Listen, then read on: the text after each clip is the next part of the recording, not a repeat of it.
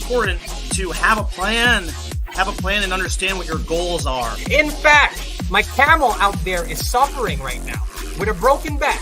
So I actually found Pepe when it was only a couple of hours old, and I'm like, oh, this is a funny meme. Oh my god. Yo! Who is this Degen? The old man is swing trading over years at a time.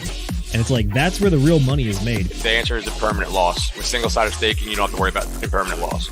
If you're aware, if you're disciplined, you can hone that into further financial growth. Financial freedom, to where you can actually live life and not have to be constantly living paycheck to paycheck. I mean, that's the ultimate goal, more or less, right?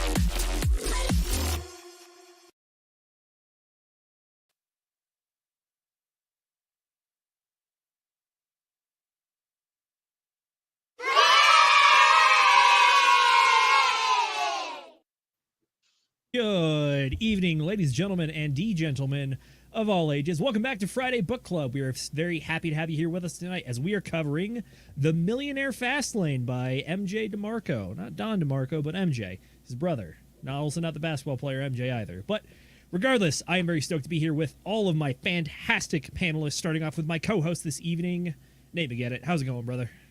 Apparently, I'm the co-host, so this is awesome. How about that? Hey, surprises for everybody. Surprise! Anyways, but yeah, no, this book was absolutely fantastic. I absolutely loved it, and you know what? I'm looking forward to getting into it because there's a lot of I would almost say shit slinging going on, yelling at other gurus that maybe we like. Maybe we reviewed some of these books, right? And saying they're basically fake. So very fascinating, but. Yeah, no, happy to be here and just gonna have a good time. Hey, Will, what's up? I took your spot today. Ha ha ha. I'm freaking out over here, man. I'm freaking the fuck out. I don't know what to do without my beloved co-host. Nah, dude, you're gonna be great. It's gonna be awesome. Hey, everybody, folks at home. For those of you guys that don't know me, my name is Will Stevenson. I'm one of the hosts here on the Degen Roundtable. I like to roll around the United States building TV towers and talking about my feelings online regarding cryptocurrency and cool books and things. I'm stoked. It was a great book. I'm ready to get into it. Zenith put a very excellent meme in the Degen Roundtable Book Club chat about like the three Spider-Mans like pointing at each other memes, where it was like this book, the Millionaire Fastlane. There's Alex Hormozy's $100 million offers, and fuck, what was the third one? Rich Dad Poor Dad.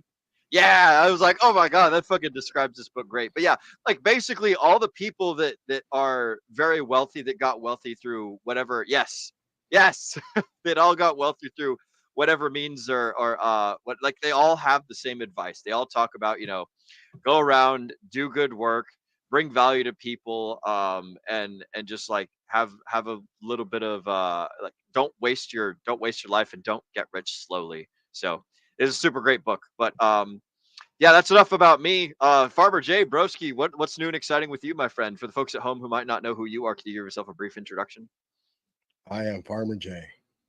That is all. Enough said. And I am tired of shit, so I am drinking a Rockstar right now. I was gonna say, it's usually but I did find the book very interesting. I think I listened to it at 2 speed. It's quite a long book, so I covered it. Most of it yesterday, and I think I had a few hours left this morning. So quite interesting book. Same. I like the shots he took at Ramsey, Ooh, yes. That was fun. Yeah. I will say, I think the guy comes out of the gate real hot, starting off being like, yeah, there's great advice to get rich when you're old and decrepit. Because you're old. With your boomer ass Ramsey ass. I do think that there's something to be said for like one of the things that he was talking about in the book is like most people do nothing most of the time, and that's a philosophy that I heavily subscribe to. And so on that respect, I think that Ramsey advice is pretty helpful for most people who are probably not going to be fantastic in like millionaires. Like Ramsey advice targets, it's like the McDonald's advice of the financial advice world. It's like, yeah, this is good enough for everybody and it'll work and it's whatever, but it ain't no fucking 5-star restaurant filet mignon or anything. So that's pretty very cool. True. Pretty fun. I'd almost say that the Ramsey advice falls squarely into one of the lanes that he talks about in the book. So we will get to that as soon as we get past our favorite part of the show, which is chat shoutouts. That's right, folks. Time for chat shoutouts. We want to thank you all for showing up on a beautiful Friday night. Was it first weekend of October? So I know it's getting a little crisp out there, but hopefully the weather's still good wherever you're at. Shout out to all the homies that have been in the hurricane path. I hope you are well and safe. But other than that, first off, dethroning 54 Cent. We got Funkmaster Hex. He says, ladies and gentlemen, good evening. Good evening to you, sir. Way to be the first Degen of the evening. Speaking of, next up in second place, we got 54 Cent himself, Centurion54X. He says, what's up, Degens? It's Friday. Got a cigar and a whiskey on standby. I love it. Tell us what cigar you got in the chat below. I'm curious to hear what you got. Just so the folks at home know, because I don't think they can see the timestamps. These guys are both in the comment section about an hour 45 early for Funkmaster, and Centurion was 2 hours early, or 2 hour 45 and 2 hours early on the chat. So shout out to you guys for hopping in there ASAP. You guys are the best. I dare anybody else to Absolutely. beat that, by the way. Just try to beat that. There's some good audience members we got. Ooh, go ahead, take it away, Z. We'll do. Up next, we got Paul Sachs. Saw this man earlier today over on the Corey Geary green room after the community stream over there. We had a great time. Talked about Pulse Chain and Richard Hart case and whatnot, and all the just massive green candles for the Hex ecosystem right now. But yeah, good to see you, Paul Sachs. He says, yee. Alrighty, up next, we got Moonmutt. He says, book it, boys. That we will. We've already booked. Now we're time to rebook it. So that's what we're up to. Up next, we got Hex Glenn. He says, bros. Bro, good to see you, my man. Good to see you. Bro, we're bros, dude. We're bros. Bros. Brodies. Up next, we got Tam Tam, #1 cheerleader in the entire crypto space herself. She says, what's up, fam? Great to see you. Hope you're doing well. After that, we got Tin Top. He says, what's up, Hexicans? Good to see you, my man. There you go. Very nice, very nice. Alrighty, that is it for chat shoutouts, unless someone sneaks in here real late, which I don't think we're going to have, but that's all right. So, I want to go around the horn real quick and ask the gentleman, or as Hexglen was saying, the bros. What was your favorite part of the book? Let's start off with Nate. What you got? Bro, so like there's this one part, dude, where he was talking about he put some money into an IRA and he was like a teenager, 18 or whatever. And just so like starting off like a good, responsible young man, right? And he totally forgot about it for like 20, 30 years, has already made his millions. And he goes back to, he's like, oh yeah, I did that thing that one time. He goes back to it. And the IRA yielded him out like out of $10,000, yielded him out like a full amazing $500. And he's like, if I did the whole system and I did this correctly for that long, for 20 freaking years, $500 would have been my yield. Get rich quick, guys. Oh man, it's kind of sad to see, but he does talk, or the author does talk about it in the book, which is that the compounding interest curve is a very cool thing. But the cool part about it is when you're at the top part, because then you start going like exponential instead of, coasting pretty flat. So yeah. All right, Mr. Will, what you got? So I had a couple quotes that I threw into the Degen Book Club. By the way, if you guys aren't a member of the Degen Book Club, it's t.me/Degen Book Club. But man, he had a lot of good quotes in here. He had stuff about sovereignty. He had stuff about like wealth being a process, not an event. But like a lot of people get rich in one fell swoop, which is kind of the goal of this book, is to get rich quickly and then stay wealthy. That was a good thing in there. I think the part that resonated, or something that stuck with me a lot, was when he said, if you think, can I afford it, then you can't. You need to go get wealthy. And that's a mindset that I think is very, very valuable. A lot of people are living in like the penny pinching and the question having the question having world. One of the things that I like to do when I'm hanging out with friends or hanging out with something is I like fighting for the check. I like it when I'm hanging around with a bunch of boys and everyone's like, no, I'm going to get this one. No, I'm going to get this one. And like people are sneaking up to the waiter, like while we're eating or while we're dining, they'll be like, hey, don't let this guy pay for the meal. Here's my card now. Or like as soon as we walk into an establishment, they'll like pretend to go off to the bathroom and go talk to like the host or the manager and be like, hey, take this for this table or whatever, And like we sneakily try and sneakily try and like wiggle our way into it, because I like being around people that have like the whole abundance mindset. If you're thinking to yourself, can I afford it? You don't have the abundance mindset. You need to like fix where you're at in life and fix whatever finances are broken in order to get there.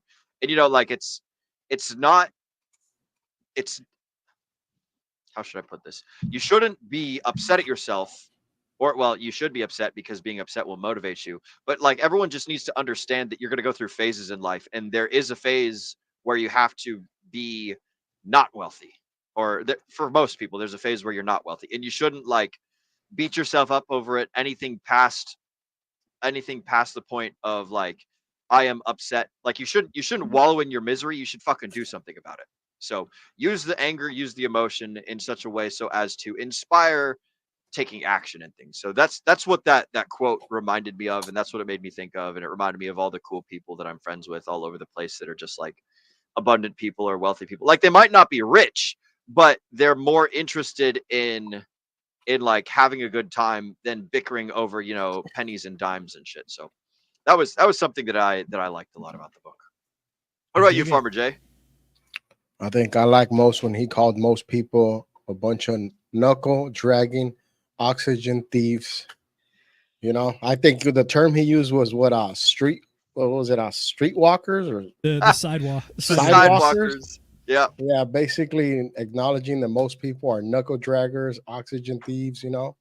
Good for nothing. But yeah, I found it very interesting, right? Because you do see that a lot, right? You see people that take people that are successful later in life, right? That take that slow lane, but they actually get to where they're going to in life. When they're old and decrepit, like Ramsey, and there's people that take the fast lane, and you see those people that are usually young millionaires, and then you see most of the population was just all they do is whatever they need to do to get by day by day without thinking about any further consequences down the line. I like it. Yeah, the sidewalkers is definitely a topic we're going to cover tonight, and defining what does it mean to be a sidewalker and how do you not be one. That's true. I gotta say, I think my favorite part of the book was the 5 commandments, or the 5 Fastlane commandments. I like those one a lot. They, in my mind, they're kind of the idea about like competitive advantage, or how do you ensure that the business you're running is actually going to be a success and doesn't just fall into the run of the mill of everything else. I think the author has a very clear picture of differentiating between what is a business that is going to be able to self-sustain itself, as opposed to what is an enterprise that is going to be able to be your get-rich-quick idea, or the thing that's going to be that accelerant in the fast lane, so to speak. I like that idea a lot. Hell yeah. He talks a lot about leverage in this book, which I found very interesting, because the whole thing of like the 2 lanes and then that other side lane, right? You'll get into the it. Knuckle dragger lane. The one the knuckle dragger lane on either side. Yeah, we'll get more into it here in a second, but yeah, no, I every time he was talking about the fast lane and like you got to make sure to do this and that, blah blah, and I'm like, it's just leverage. It's a form of leverage, whether it's like taking out loans or freaking just being really good, like focusing on a particular type of skill and just working smarter than harder. It's like, just what kind of leverage can you use? Could you use your youth? That was also one of the leverages. But yeah, no, we'll get into it. That we will. But you said the L word, the leverage word. That was one of the things in this book that really reminded me of all the Alex Hormozi books, because Alex is one of the people that talks about how business is leverage, and leverage is how you like use a system to create a system to help perpetuate the business. Whether you're creating a system that acquires people to build ads instead of just you building ads, you build a system to acquire people. It's the idea that like business is the leverage. So you are spending your money on the business to leverage that money being spent to get the investment back. So I like that one. I think the leverage word was specifically the one that made me go make the Spider-Man meme. I do like the leverage stuff. That man, when Hormozi, because Hormozi's the first guy I ever heard of talk about that sort of philosophy regarding stuff in life. I was like, oh damn, this is good. I like this shit. So relatable. True. Alrighty, gentlemen, I'm going to run through our very, very quick summary as fast as I can, and then after that, we're going to get into some discussion, and we're going to start off with the 3 lanes, and we're actually going to start off with Farmer Jay's favorite. So, here we go. We got Millionaire Fastlane. So, the book is spread out around, I think it was like 48 chapters or so, but it's really about like 5 or 6 different parts. So, first off, we have the actual definition of the road trip to wealth. This is where he talks about you got to have a roadmap, you got to have a vehicle, you got to know your roads, and you got to know your speed. Those 4 things are going to be the keys to hitting that millionaire status. And then traditionally in life, he talks about the 3 different paths or people take, aka the lanes. So the first lane is the sidewalk. This is the one that Farmer Jay mentioned earlier. This is where you are just living paycheck to paycheck, getting by to getting by. Your plan is to have no plan at all. There's many factors that go into it between this and the other 3 lanes. The ones that we're going to talk about are the perception of debt, time, education, money, wealth, and then we're also going to talk about income sources, wealth accelerators, destination, responsibility and control, and the whole perception of life itself. So that is the slow, not even the slow lane, but the sidewalk is the path to poorness. Next up, we have the slow lane on the road. That is the lane to mediocrity. This is the one where, again, this is, might have called out Dave Ramsey a little bit here, but this is where mediocrity, aka averageness, if you want to be average, the slow lane is for you. This is the one where you invest in the 401k, you get the pension, you grow old, your knees give out, your backs give out, you have a lot of money, but now you're old and in a wheelchair, you can't enjoy it, and then you die. Very depressing. Yes, I know. But that's the picture that he paints. Finally, we have the fast lane.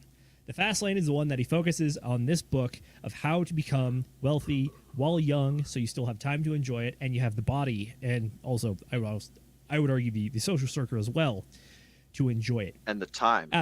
Or did you already say time? Yeah. Youth, time, wee-wo, you know. Yeah.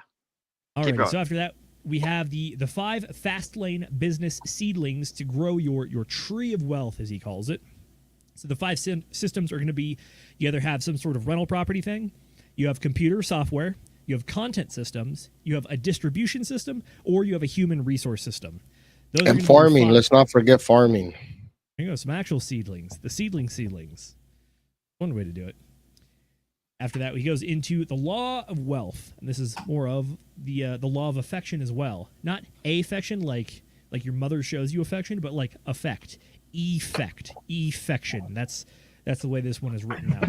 And that is your net profit equals how much you sell and how much you sell it for, aka your margins. Multiply those together, that's your net profit. That's the law of effection. Up next, we talk about the vehicles for wealth, aka how do you actually, create the business? Or in this case, he actually talks about protections for yourself, whether it's a sole proprietorship, an LLC, an S Corp, a C Corp. The guy actually gets into some business structures with, I think it is very cool because it's definitely the nuts and bolts of it.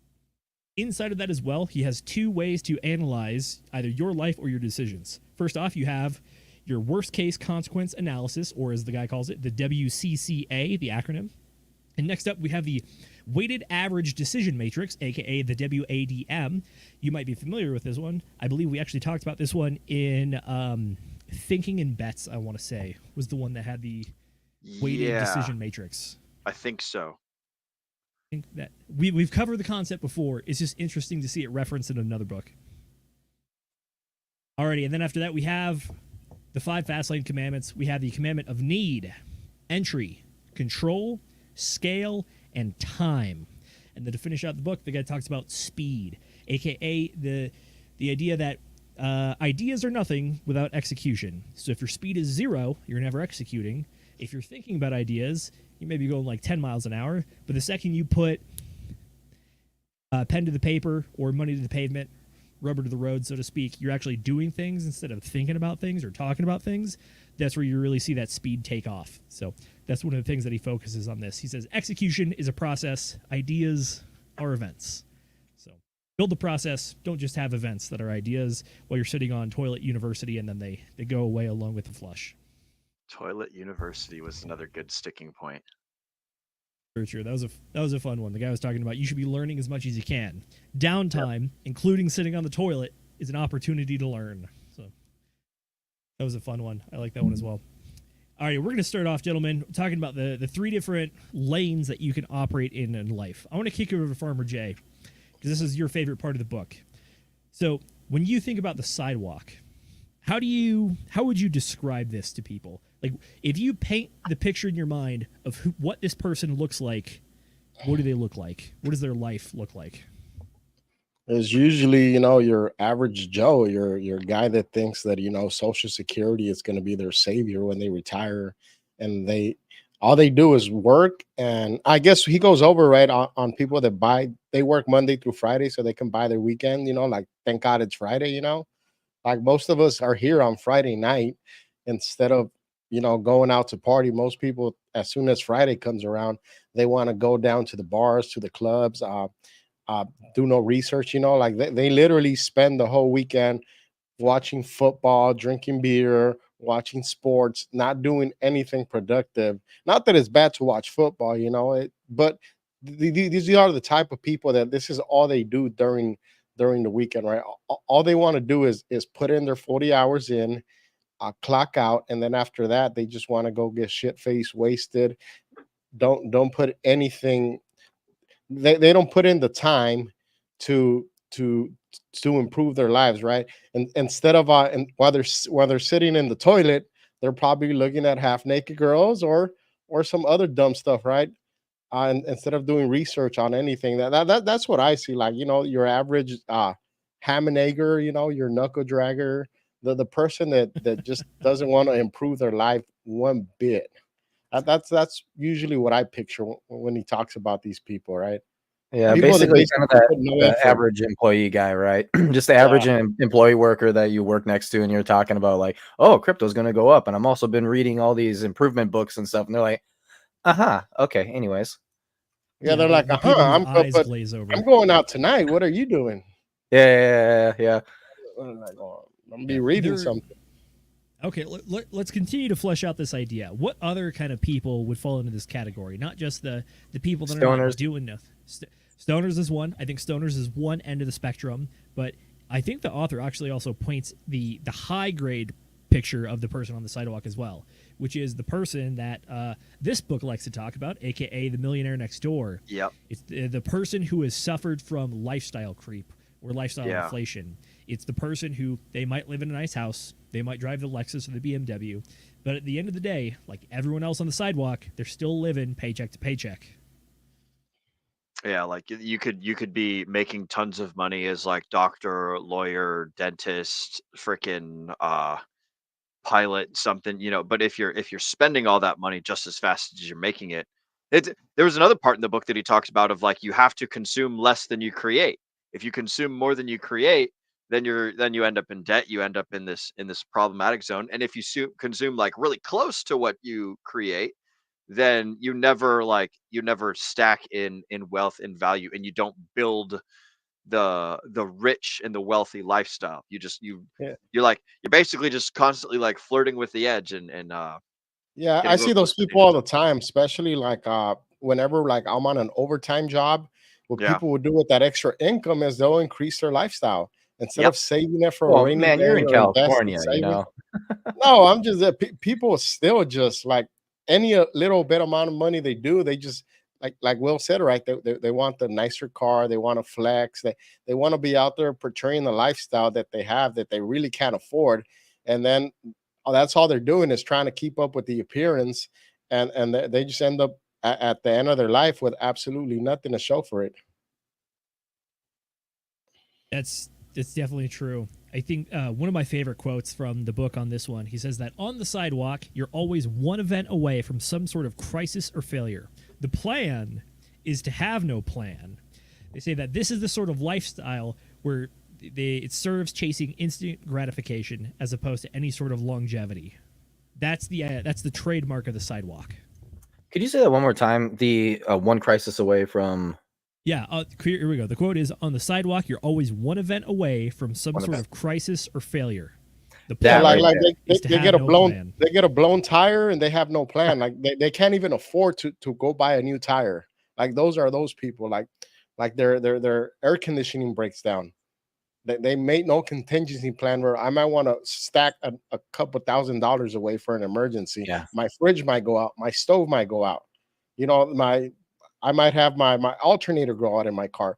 I think that's what he's talking about. Those people that actually have no plan for anything, just like something happens, something pops up, and it's like, oh crap, what am I going to do? And then you know that they're on social media begging for donations on their Cash App. There you go. One of the things that like I think that it's definitely a mindset thing for sure, but I think this is also something you're kind of, I almost want to say you're born with, because I myself, like, I started right off the bat saying, hey, I need at least $1,000 at the very least in a savings account. And I still do it to this day, even though I could be throwing it into crypto, but I keep it anyways, right? And then you live just enough above your means where you have something that you're able to pull out, right? And I ended up doing this for my life because I was actually anxious about something actually going wrong, you know? So I almost wonder if people who are living that kind of lifestyle, if they're not constantly anxious about bad things happening, you know, aka the crisis, right? What's your guys' thoughts on that? Like, I'm interested in this opinion here. Like an emergency fund. No. Kind of like, how do you think the people who are not thinking about, you know, hey, I need some sort of crisis fund or whatever, you know, even like living a little bit of like when it's literally paycheck to paycheck, all bills are exactly your normal paycheck, you know, when people are living that lifestyle because they're in so much debt, what do you think is actually going through their heads? Do you think that they are literally always like super worried that something is going to go wrong? I don't think that there's probably much going through their heads. I would be willing to bet that they're just living life on comfortable instant gratification rather than the delayed gratification model. And you know that's like, let's be honest, it's the easy thing to do. So they're just choosing to take the easy path and simply not thinking about it. And then when problems do happen, that's when they think about it. So yeah, that's my take on that. Yeah, I don't know. I think I have the same mindset as Nate, right? Like I can't imagine being like that. Like you have to have some sort of contingency plan. But I think, like Will said, right, these people do not think about anything other than living in the now, right? Just now, now, now. If they make like a tip at their job or something, they're just gonna go buy drugs and liquor with that money instead of, oh, you know what, I got a little bit of extra money, let me stuff it away. Like when people got the stimulus checks, what did most people do? They blew it, right? It was gone within 5 days. That money was completely gone. Yeah, Amazon, smoking weed, you know, drinking up liquor. That's where it's at. Yeah, some of us, you know, that put it into the market, but a lot of people just blew it off. You know, they said, oh, you know, free money. It wasn't free, but that's true. I think the mark of the sidewalk is, first off, it's the plan is to have no plan. But then when it comes to what they're actually doing, it's like Farmer Jay mentioned. One of the quotes from the book was that this is the kind of person who talks about how you have to live in the moment, that you only live once, you're young for so long, yada, yada, yada, which is they're like, oh, cool, credit card debt, I can run that up. Cool, I'll do that. I'll just pay it back later, whatever. And then the other half of it is it's the idea that your spending matches your income, so that it's almost dead even, so that anytime you have the unseen costs, circumstances, or crises, that spending magically just suddenly bumps up. And now you only go negative. You never go positive. It's one direction, which is down into debt. I think, to answer your question, I think the psychological profile of someone in this area is someone who thinks more about the intangibles of their life and how they stack up to other people, or how they're impressing other people, or what other people think of them. And it could be a positive or a negative thing, which is like you could either be some guy trying to flex just to pick up chicks or something, buying cars you can't afford, wearing clothes you can't afford, going on like trips and dates and go to the bar that you just can't afford. Or it could also be someone that's very much occupied with work, so much to the point that they actually lose track of their own personal finances, which is, it's the person keeping up with the Joneses. It's the guy at the law firm who's like, oh, shoot, I don't drive a BMW. Everyone else does. I need to get the BMW. Oh, shoot, everyone has a $5,000 suit. I have to get the $5,000 suit to fit in. They're just trying to fit into what their mold is without actually looking at the numbers behind the scenes. It's almost like they don't have. I'm gonna tie that idea that you got there, Zenith, with the abundance mentality. People that like think that they're good, like, hey, I'm good with just like understanding myself and knowing what's going on, and like I'm content with my own level of interpretation of my own actions and what I'm doing.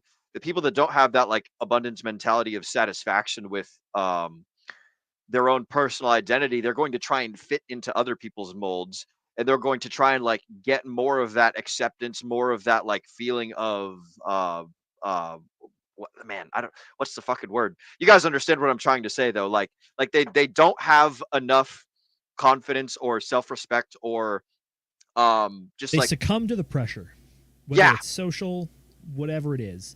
They worry about the larger things as opposed to the numbers. yeah. And they don't, here we go. They don't Loyalty as have well. an abundance of the subtle art of not giving a fuck. That's what they're missing out on, is they give too many fucks on shit that is outside of their control. And so the real lesson here, I think, is to just give more, or give more less fucks, or give less fucks. That's definitely one way to do it. I think that Yeah. this is a bit of a lesson that we've covered many points or many times in different book club streams. I want to move on to the second lane. This is one that is sometimes glorified if you're part of the Dave Ramsey Club, which I understand the mentality of it, but that's not the life that I aspire to live. But let's talk about the slow lane. Let's talk about, what does this look like? So who wants to take it? What does a person in the slow lane look like? Traditional finance. I mean, for people who don't know who Dave Ramsey is, what is that normal person in your daily life who's definitely in the slow lane? That's fair. Okay, so keep elaborating on that. What is the trajectory of the slow lane? What does the entirety of their life look like? So it's going to Mediocre. be, everything is very, mediocre, modest, right? They're definitely living below their means for sure. But they're also very frugal about their money. So they're very cheap, right? They're the type of people that I'm going to go to the house and be like, yeah, by the way, you definitely have rodents getting inside. They're like, yeah, I'll go buy something. I'll take care of it. I'm not going to pay an extra $30 a month for that. Is this the classic, I've got a buddy that can do it for cheaper? Yeah, I can do it. I'm like, no, that's not. No, it's usually it's usually literally, I don't want to pay that money. That's literally what it is. And they're like, I'll figure it out myself. I can get some traps, and I tell them how that doesn't work on the outside. And especially you could get like children caught in those traps and stuff too. In the book, But they don't care. In the book, he describes these people as the guys that are willing to drive 2 hours out of their way to do something inconvenient, to spend $30 more on a bicycle instead of getting the one that's nice, quick, and easy. They're money poor, and they consider themselves time rich. But the real problem in life is that we've all only got 30,000 days. Like, that's it. Maybe more, maybe less, depending on how healthy you are or whatever. But like on average, you got 30,000 days of life. So these guys are just, they don't value their time as much as they value their money. Perhaps. Yeah, I think that chicken bucket. He goes specifically, about that chicken bucket. Like, why the hell that's wild would you stand in, or like even when 7-Eleven gives out those Slurpees, I'm like, you think I'm gonna stand in a big ass line to save $2? Like you're a dumbass. You're wasting your time. Like, you're literally a dumbass. Or people that drive across town so they could pay 10 to 15 cents cheaper in gas. I'm like, you clearly do not value your time. Hey, and I'm talking about like people that drive really far. Not to take a detour. I'm like, or like people that stand at these huge ass lines at Costco for their gas. I'm like, you're sitting there for like 15 minutes waiting just so you can pay 30 cents less. I'm like, you could make more money than you're saving if you apply yourself. Yeah. Like, what's your time worth to you? The convenience fee is definitely a thing. There's a thought that I have on the gas thing specifically. I stopped caring about gas prices when I started traveling everywhere all over the country all the time. And I realized that, like, I have a Chevy 1500, just a fucking standard small-ish, but still like decent truck, right? I think 3/4 ton or whatever. It's got a 25-gallon tank, and you know what 25 gallons is times 10 cents a gallon? That's fucking $2.50, right? So if I'm saving 10 cents a gallon at a 25, it's like if I'm on empty I'm saving $2.50. So if I'm driving any more than like 30 seconds, then it's not fucking worth it. You know, that's how I see it. It's just like the Yeah, cost of it's not gas is worth it. irrelevant. Like it adds up over time, right? But you're better off, like you guys were just saying, you're better off, or Farmer J was just saying, getting better skills to be, instead of driving two hours to save $2.50 on gas, you've basically just said my time is worth $1.25 when you do that. You Yeah, know, you could probably go to the more expensive gas station and rummage through the trash and pick up some cans at that gas station that'll make up the difference of what you paid. and Yeah, realistically, not that'd wrong. be a better use. It saved you time. And like Yep. you said, time, you don't get your time back. You don't. That's It's you're spending it whether you choose to invest it or you choose to waste it. That bitch is going. There's a oh man, when AI wrote my little book about like the value systems in life, it gave a really good analogy about time. It's like, imagine you've got a big stack of coins, and every second you take one coin out and you throw it away. You take one coin out, you Mm. throw it away, and eventually all the coins are gone. Like, you can put the coins in something cool and get something with it, or you can toss the coins down the drain, but you're spending them no matter what, and it never stops, and then you're dead, so it's just like you don't get your time back, Farmer. You're absolutely right, bro. That's true. So I want to circle back to the point, though. So the slow lane, Oh, yes. the way that the author describes it is this is the path to mediocrity, aka it's the average, it's the middle, it's the median. But then again, I will point out the book I'm pretty sure was released it was either 2011 or 2012. So think Yeah. about that time period then. This is Yeah. coming off the lows of the housing bubble of 08, 09. That was Yeah. when we had around like 10% unemployment. I've been looking at some charts for the Q4 thesis show, and it's like that was kind of a wild time. So if you think back then, the idea was that the average is you work your career, you retire at 65, you have Social Security, you got your 401k, and that is your retirement. In your retirement, this is the time that you can travel, you can relax, you can play golf every Tuesday, whatever it is. So that is the average in this case. I think one of the big differentiators between this one and the sidewalk and the fast lane is the idea of what is the wealth accelerator and what is the perception of wealth. The perception of wealth for the slow lane is the idea that you're building that nest egg over time so that when you hit retirement, you can start spending it. And then theoretically, when you die, you end up like precisely at zero or with a little extra that you pass on to whoever as a nice gift. This That's has been the, a big. Go ahead.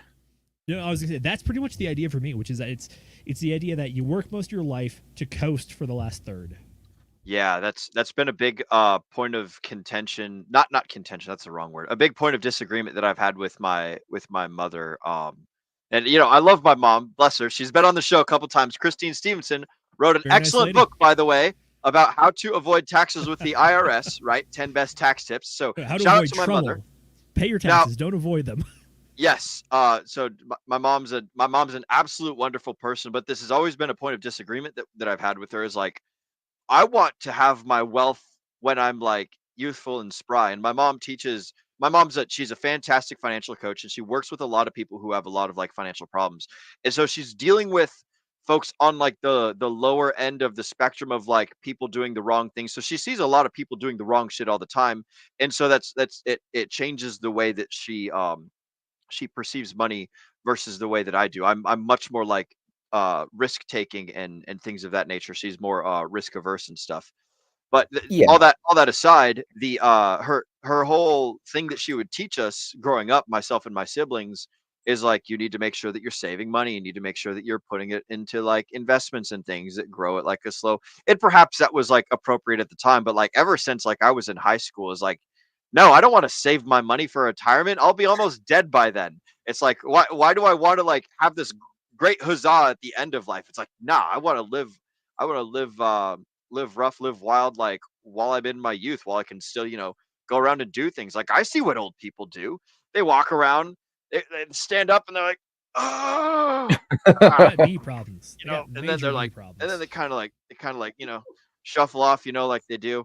And it's just like, it's part of life. Like, it's coming for me, it's coming for you guys, it's coming for all of us. And I would rather have all my money when I can, go skydiving, or when I can fucking, I don't know, buy a yacht, or fucking buy a high ropes course or something like that. Swing around on TV towers and stuff. I want to have fun while I'm capable, not when it's too late and I'm just basically a walking bag of dust, just waiting to like, and then it's gone all over the place.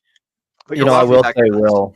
Will, when it comes to, say, the slow lane is, I would say, necessary for people to but here's the reason why, okay?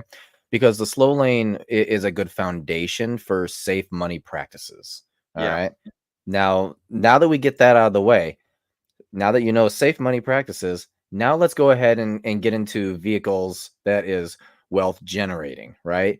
Yep. Money creation. And Yeah. I was noticing a lot of in this book, he was talking a lot about not necessarily wealth preservation, because the thing that the slow lane seems to have this funny idea about is the slow lane is slow for a reason, because it's safer, right? And so therefore, if you already are wealthy, then the slow lane is for you. That's the correct lane to be in, because it's safer and you're going to be able to maintain or preserve wealth preservation, right? You're going to be able to maintain that lifestyle. The problem is rich people then talk about it like, hey, this is what I do, you should do it too. And it's like, well, what's the difference? Well, I have $100 and you have $1 million. So there's a little bit of a difference there. I don't, with $100, I don't need that safety. And so that's when you hop over into the fast lane and start leveraging the hell out of that $100 and whatever else you can to try and create that money. Agreed. I think one of the best analogies the guy gave for this dichotomy right here, the idea of it's the difference between the person who is selling the MLM courses as opposed to the people in the audience buying it. It's the person who's selling on late night TV as opposed to the people buying products on it. It's the person who builds the courses and whatnot as opposed to the people that pay for it. It's the idea that it comes back to the mediocrity thing. It's the average, which is that if the average person can do this and is doing it, then this is probably not the way to be exceptional. It's probably the way to get by or get slightly like EV positive, so to speak, which is that you're slowly building. You're not in that fast lane, which is rapidly building. So when it comes back to it, I think at the end of the day, what the slow lane is to me, I know we're kind of knocking it here a little bit, but the point of the whole book is to get in the fast lane to live exceptionally instead of average. I think there are still some great moral underpinnings if you live in the slow lane and you live for very specific other purposes, whether it's like having a family, being part of a community, following religious teachings. That kind of stuff, it falls in the slow lane, and I know we gave it that. It's called that to like slightly disparage it, to encourage you to get to the fast lane, but at the end of the day, the slow lane is not a terrible place to be. The terrible place to be is the sidewalk. Like, on average, people are going to be much, much better if they get off the sidewalk and onto the slow lane. The slow lane is a normal, average life with a wife, 2 kids, and a house, and a stable job. Pensions are a thing of the past, but it's what it is now.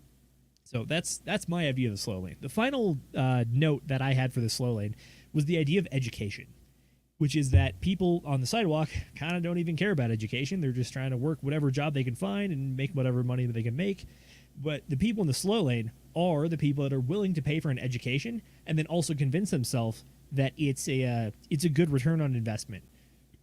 So it's someone who has the intention. I would argue it's the person that goes to college with the intention of getting the engineering degree, but unfortunately also getting the debt. But they plan to pay off the debt so that 10 years from now, they can start to go slightly more positive on their return on investment. What do you guys think about the education piece? So it's the idea of like college is useless, right? However, I think it's some college degrees are useless, I would argue. it's basically like the mentality. trades are the only real ones, right? But most college degrees are useless. yeah, most. The thing that the slow lane looks at though is, hey, I have a bachelor's and so I'm able to get into this particular type of like management position, but enable for me to get that promotion, I now need to get a master's in like business. And so then they go back, what is it, an extra 8 years or whatever to get a master's. And like, it's just insane for me to sit here and think about, all right, I'm going to spend 8 years to do what? To gain an extra 200,000 per year at a job that's also going to double my time at work, aka 18 hours a day. It's like, I mean, And the thing is, you are 18 hours a day, because even though you may be technically at work for 12 hours, people will call you after hours constantly, and you have to do all the little extra projects as well. So yes, it is 18 hours a day for an extra 200,000 a year, right? Is that really worth it? I don't think so, because where the hell? So if you have a family, right, then when the hell are you going to spend time with them? If you have a house, right, how are you going to be, when are you going to have time to clean up around the house, freaking take care of the lawn and all that? Like, there's Crazy a thought. lot of I things was you're gonna going to say be crazy thought. Maybe people want to work all those hours to avoid spending time with their family. missing. And see, here's the funny thing of that avoidance is because they haven't spent enough time with them to get comfortable enough and to be almost like melded together enough to actually work well together. Instead, you have the two individuals who are just like off doing their own thing. Then they come together every once in a while, and then that's where fights start out. That's like, plus the stress of it all too. And so then when you got two individuals constantly stressed out, of course they're going to go at it. So there's a lot involved with that. It's just, in my opinion, it is not worth it. That's fair. I mean, Farmer, I'm going to say it's what you describe is not zero people. I also don't think it's the majority, but there are some folks out there that understandably, I think, work more so they don't have to be around the family for whatever negative connotation is associated with it. Maybe. Maybe. All I know is bars are usually filled with guys after work avoiding going to their families. Is what I see, and they're usually right outside suburbia. Bars always filled with middle-aged men that don't go home after work. But that's beside the point. Yeah, real dark, real quick. Okay. Tell you what, let's transition now to our final lane on the road. Looking at the author notes that I took, I have the sidewalk is for the foolish. The slow lane is for the people with the scarcity mindset, but the fast lane is for the abundance mindset.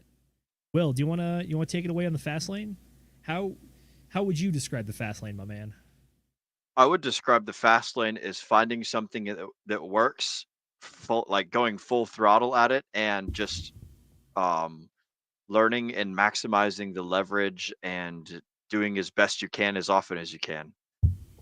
It's essentially just like being in the right spot at the right time, because you're practicing. You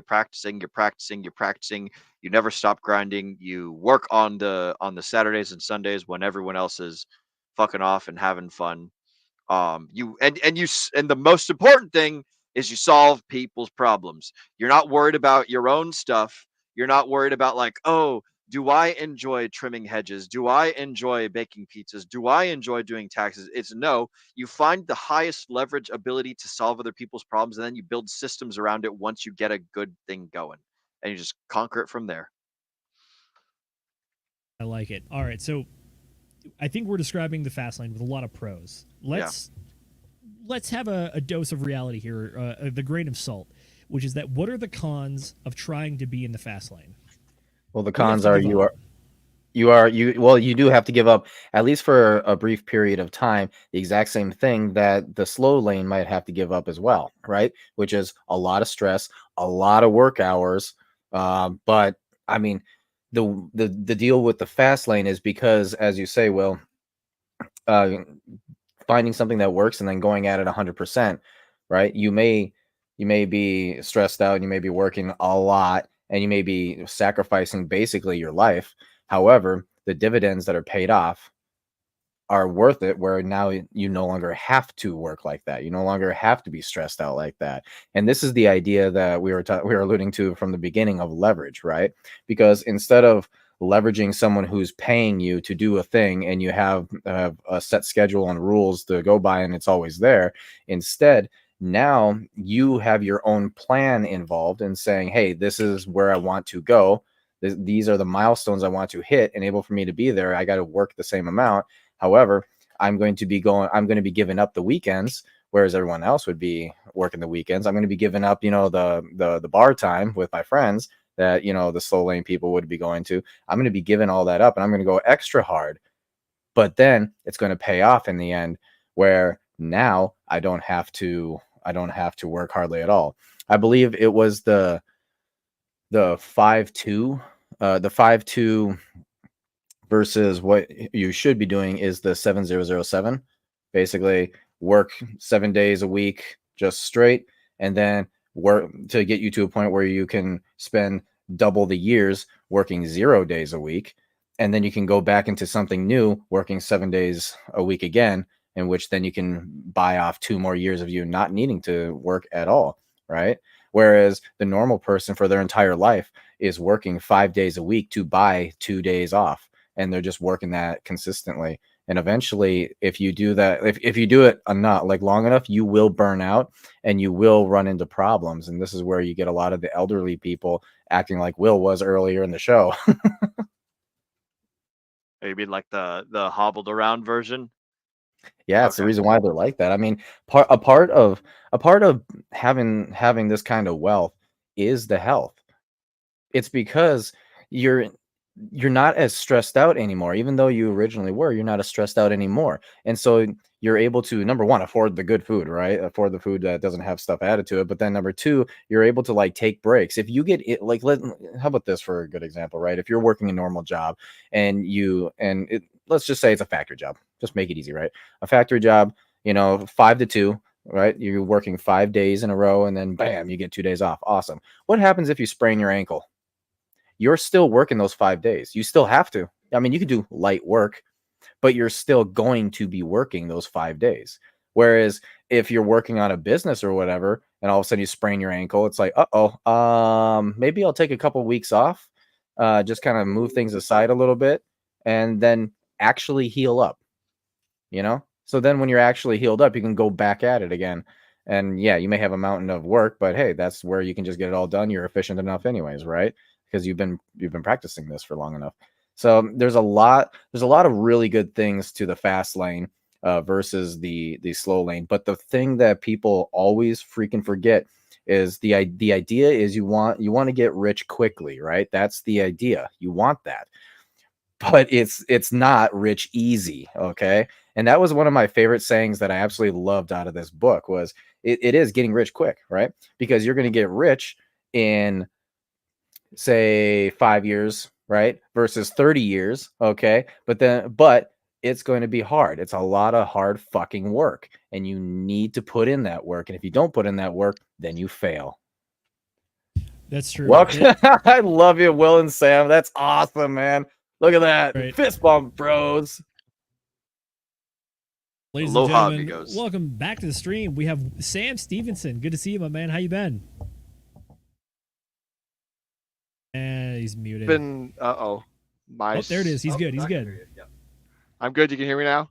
Yes, sir.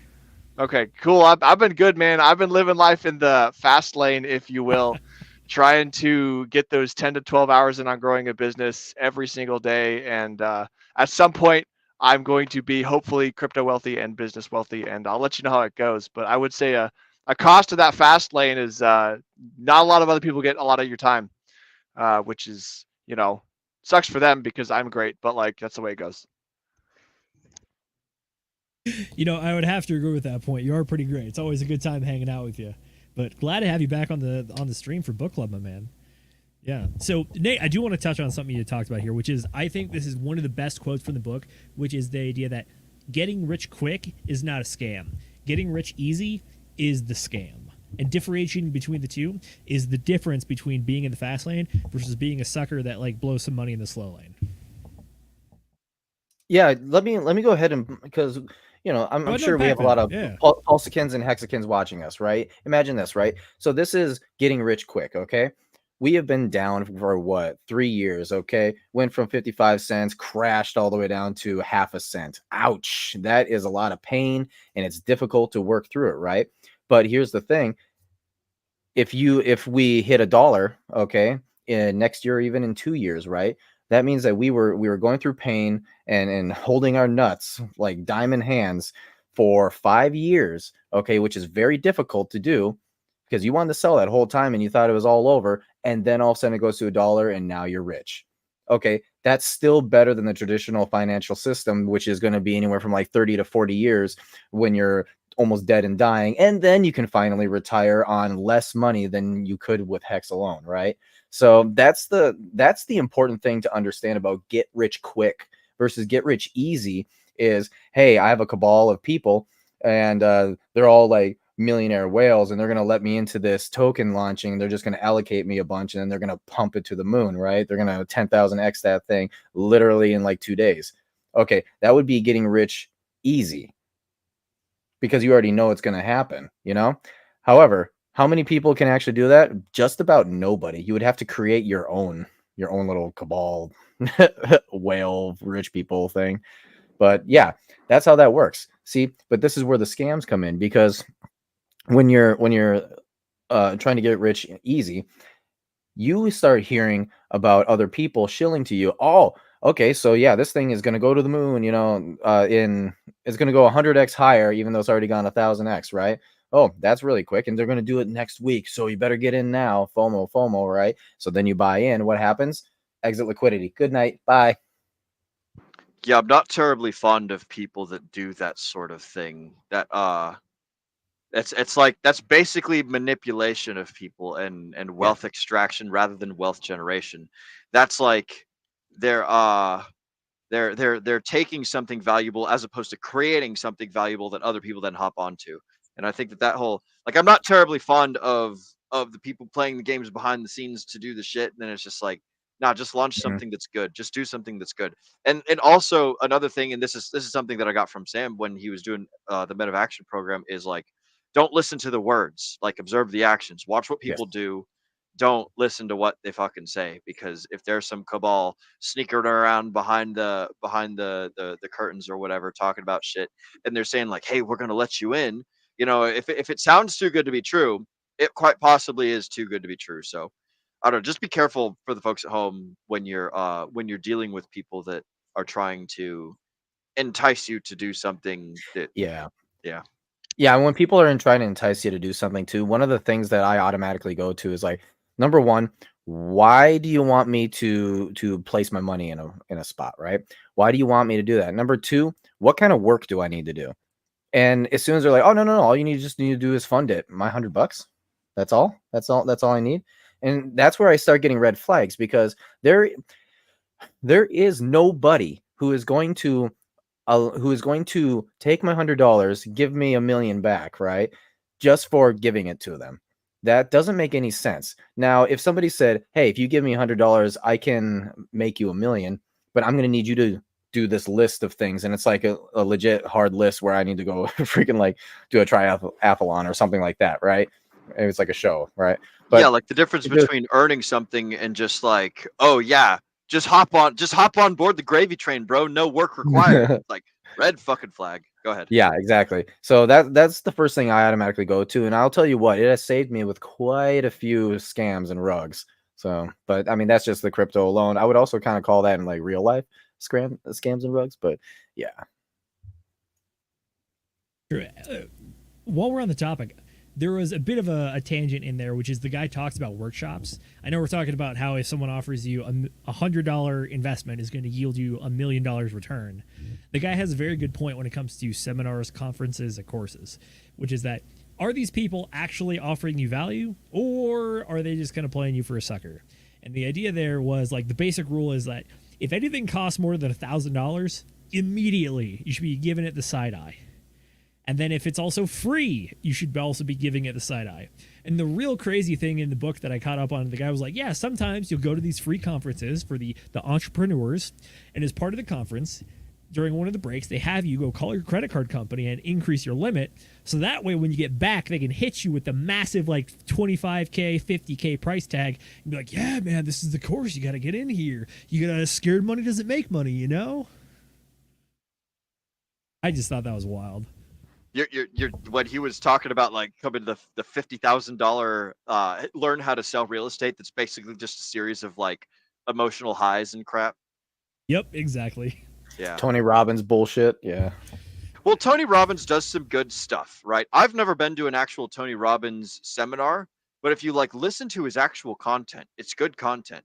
Now, I don't know if he's out there scamming people, or I don't know if he's out there providing value. And at the end of the day, the only one that judges that are the people that are literally paying for it. And since I've never been there, Yeah. like, I would just say you know? it would be the price overall. It's like, yes, his little camps probably are worth money for sure, and quite a bit of money. But once you start getting to the realm of like $100,000 just to go for a weekend of feel good, I don't know about that, man. That's maybe. yeah. Maybe, I don't know. I've not done it. You know what? Tell you what, Nate. One of us, somebody here. Can we get a volunteer from the audience to go do a Tony Robbins seminar for $100,000? I don't know what the actual prices are. I'd be willing to bet that it's not quite $100,000, but that would be funny as shit. No, it's actually more. That face says it all right there. Yeah, that face says it all right there. Well, it's going to be, not for long. Not for long. Wow, what is the words I'm looking for? Soon enough, $100,000 for a course will be nothing. Oh yes. Oh yeah, just because the hyperinflation. Here we market's gonna come. keep going, or is it the inflation speaking here?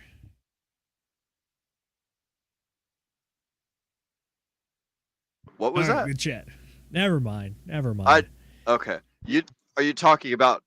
I think he's referring to like the massive gains in the crypto sphere that we're all gonna like. $100,000 is gonna be chump change soon enough. No, I think I was more referring to all the shill-fluencers and the course bros just trying to one up each other and be like, mine is the most expensive, and therefore it's the best. That's how we get the 100K courses, I think. Man, I should start a course, and I should make it an insurmountable price, and then I can claim that trophy. I'll make my own trophy too. One That's of fair. one coin. Yeah. Or that. Or that. Go buy the one of one coin from Sloth. See how much he wants for it. There you go. I think last Is time the- it was going for is the answer 54 about- million or something. At one point, it was going for a couple million. At another point, it was about $1. I don't know. Sure, tell you what, I want to bring Sam in here real quick. But man, you jumped in when we were getting to the Fastlane. I wanted to ask you, in your opinion, what do you think are the main differentiators between the sidewalk, the slow lane, and the fast lane? I would describe the sidewalk, of course, as the people that are just not interested in the self-improvement, in the like these are the buddies, these are the friends that get together on the weekends and like go drink a bunch of alcohol by a bonfire and like throw each other in the bonfire kind of thing. Like these are the absolute degenerates, like, not quite crypto degenerates, but like, those kinds of people. Yes, time degenerates. And they just they're not. Oh, that's picking up something. Are you still muted? That was interesting. Or it came from somewhere else. Go ahead. You're good. Keep going, brother. Yeah. So I would describe that as the sidewalk people. The slow lane people are those who, like, they want to get stuff accomplished. They either, they're ambitious, but they're also not crazy ambitious. They're the kinds of people that want to go maybe build a family, or like they started something a little bit early, or they're out there working a good job, working hard, doing a strong 8 to 5, right? These are the people that, want to study. They're willing to put aside delay gratification for a 401k. Like there's the people that are willing to make that kind of stuff happen. And then the balls to bones guys who are just out there crushing it. Those are the ones that are willing to sacrifice and reframe a lot of their lives in order to get like a particular thing. Some people see the guy with the Lambo and they're like, oh, that's cool, I'd like to have one, but like they're not going to go for it. And some people see that and they're like, wow, I'm going for it. Like the guy in the book, right? He's just decided that, like, I'm going to do what it takes. And there's another similar book. It's about obsession. By the others, Be Obsessed or Be Average, Grant Cardone. And it's very similar. Like the people like at that level, you have to be obsessed. And I don't think I'm obsessed. I think I'm somewhere between the slow lane and the obsessed. Because like I want some crazy stuff, but I'm not willing to forego everything. So, what's your take, Zenith? Are you willing to forego everything? I'll put it this way. The life that I've been living right now, no, I'm not going full Alex Hormozy and then sleeping on the floor of the gym that I open. I'm not doing that, clearly. But at the same time, it's the idea that I want to be in the fast lane. I just want to make sure that I'm not throwing everything away foolishly. And I think there's a possibility that that can happen. It's one of those things where it's survivorship bias, which is that, oh shoot, what's the statistic? Like 90, it's upwards of 90% of businesses fail at some point, which means that the people that have survived and stuck around are like truly the minority. 96. I was going to say 96, but I thought that was like too high at first. But no, I think that is the stat. It's wild. So if 96% of businesses are failures, that means that only 4% actually last the test of time and are profitable and like worthwhile as well. So it's that level of success rate that does have me second guessing to make sure that if I'm doing something, I'm actually doing it properly. So I think we got a good thing going here.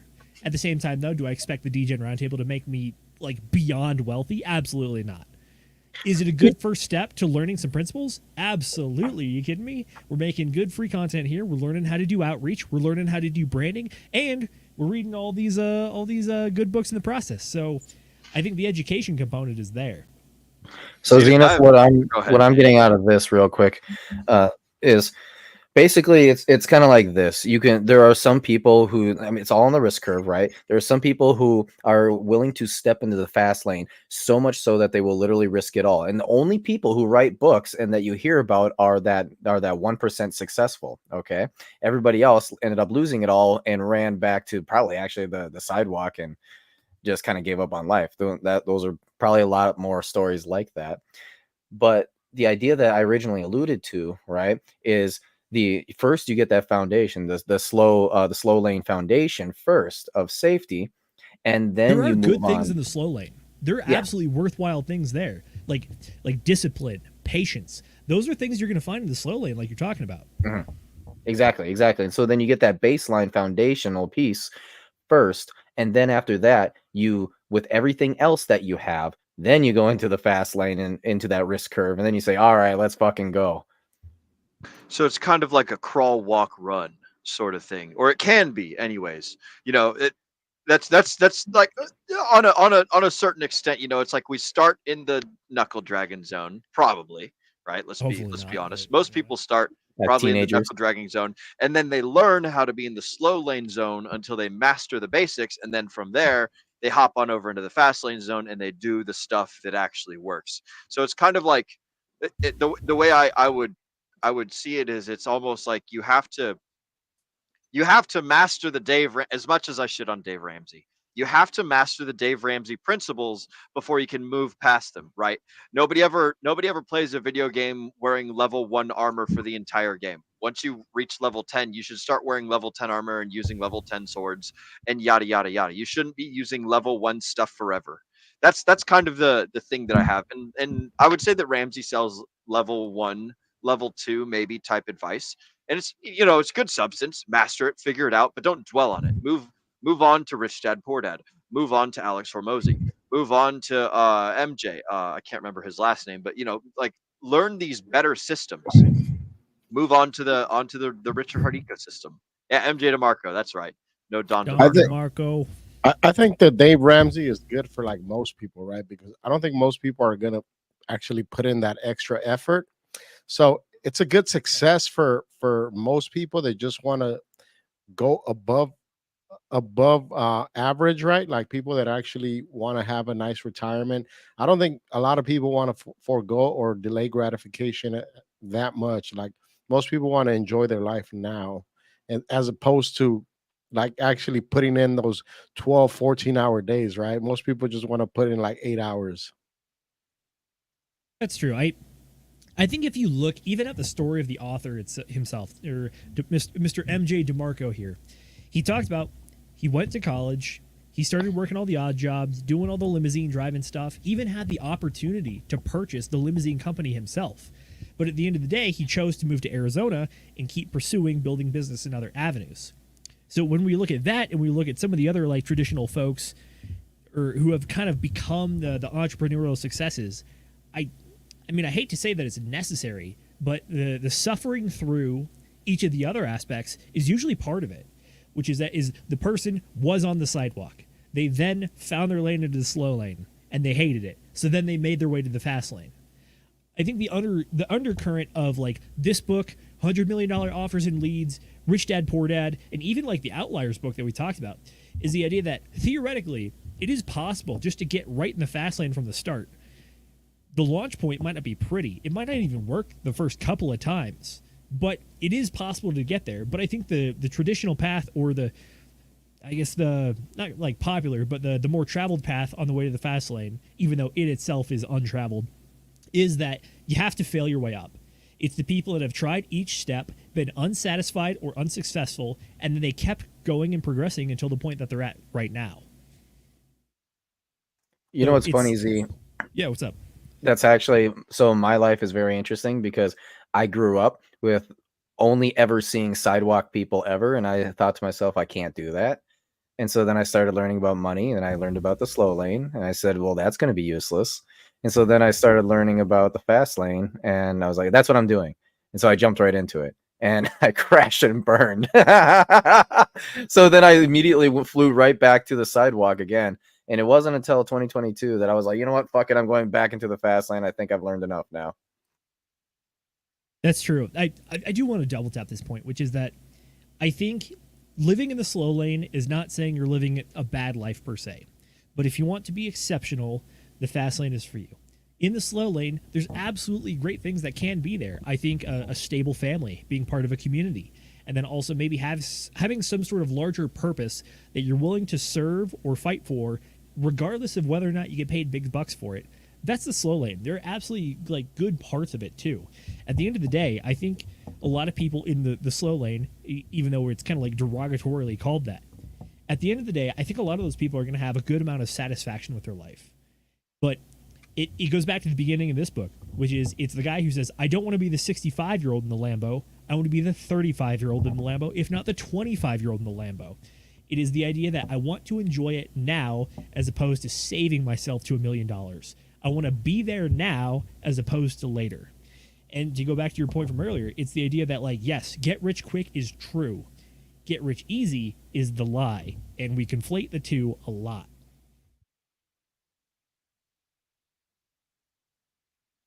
That's a really good thought. Man, I had something for the previous conversation, but like with that final sentence, no, like you've spurred me. Can you please repeat the final like 2 or 3 sentences of that part? What, the idea that get rich, the slow lane is fine, but if you're looking for exceptional, the fast lane is you. It's yes. You got to get wealthy young so you can enjoy it. And also one of the key points of the fast lane is the idea that the compounding interest effect is worthwhile, but only at the top end, which is make your money first and then skip all the flat part, get to that nice steep part, and enjoy the steep. Don't enjoy the flat, enjoy the steep. So find the vehicle that makes you the wealth early, so that way you can hit that $100K, $1 million mark. And at that point, you can really enjoy compounding interest instead of getting like 7% on your loan dollar in the bank. Wealth creation versus wealth preservation. There you go. Get those major, massive dollars in the cryptosphere, and then start yielding, and then, figuring out the products and the services and the purpose that you're going to serve for the rest of your life. Go ahead, Sam. Looks like you got some. Yeah, wise man, Mr. Hormozy, says frequently that wealth and fortunes are made by taking a huge risk with a small amount of money, and fortunes are maintained by taking a small risk with a large amount of money. I was going to say, for this stream, I didn't get around to it because I was busy making another meme. But one of the memes I wanted to make was the Venn diagram of books. And in one of the corners of the Venn diagram, you had this book, $100 million offers. And between them, you had baseball home run analogies. Will, you look confused, man. Hormozy is the one that says you can hit the home run that's worth 1,000 points. And in this book, the guy talks about how you just got to keep taking at bats. You just got to keep taking at bats because eventually one of them is going to hit. And instead of hitting singles, you're shooting for home runs. Yeah, so many of these books that we've been reading all have that, have like some sort of baseball statistic. I got you now. I'm not going to call it heavy American culture analogies, but like it's there. Sports ball. No, sports ball indeed. When you first made the analogy, it just went. I just totally didn't get it. But I saw Sam. You waxed your head too much. Nate was laughing too. Zenith, that's extra funny because I just pretended that I got it, and so There you go. You see there, Sam. Sam. Some people might say that you just get it. You just get it. You know. Oh God. thank you, Zenith. I try. Fair enough. Tell you what, boys. Let's get into the next part here. I'll put it over to the panel. Do you guys want to talk about the business seedlings, aka the different systems that the author has identified, or do you want to talk about the Fastlane commandments? Let's do the commandments since we're just on that. Yeah.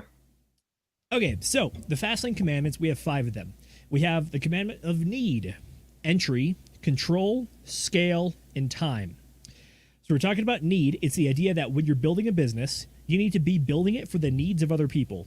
If you're building a business based on what you want to do, you're basically just self-flatulating. You're not really doing anything. If you want to build a good business, solve the needs or the problems of other people. Up next, we have entry. What is your entry point? Do you have a unique entry point, or are you fighting amongst the masses, in which case you have to be truly exceptional? In which case, how do you be exceptional? Next up, we have the commandment of control, which is that, are you in control of your own enterprise? Or are you reliant on other people, business partners, or a larger corporation? Because if you're an employee, you don't have control. If you're an owner, you got control. After that, we have the commandment of scale, aka, are you running one hot dog stand, or are you running a franchise of hot dog stands that people can buy into? Is that, are you trying to serve one chicken sandwich at a time? Are you trying to serve millions?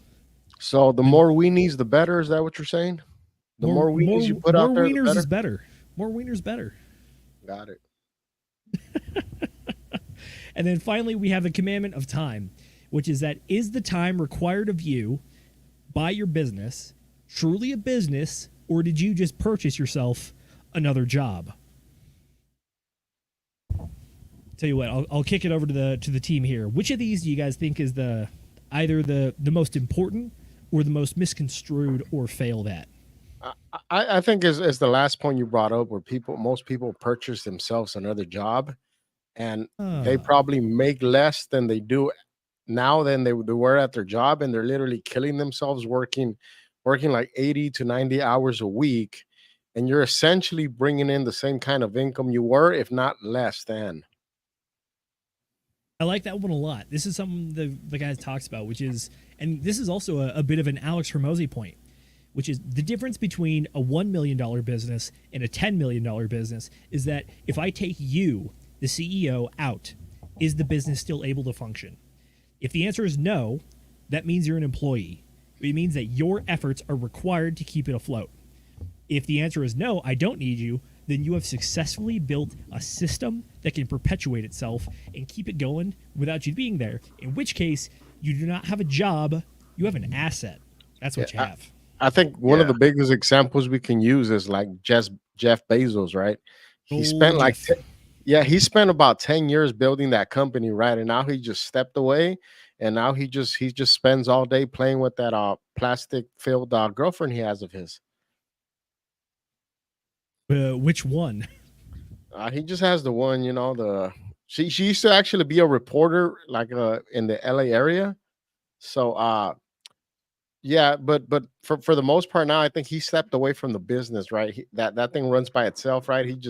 All he does now is collect the paycheck, and you see how he's changed over the past few years, right? After his divorce, he started dressing differently. He started actually enjoying life. So he kind of stepped away from the business, but the business is running just fine, and it's generating him an enormous amount of wealth. He can do whatever the hell he wants, basically. As Drake says in Hotline Bling, you started wearing less and going out more. Is that it? Is that what Jeff's doing? Who said what? Never mind. That's a failed reference from the late 2010s. Yeah, I'm surprised you I got actually it that said time. that there, Z. I'm disappointed in you.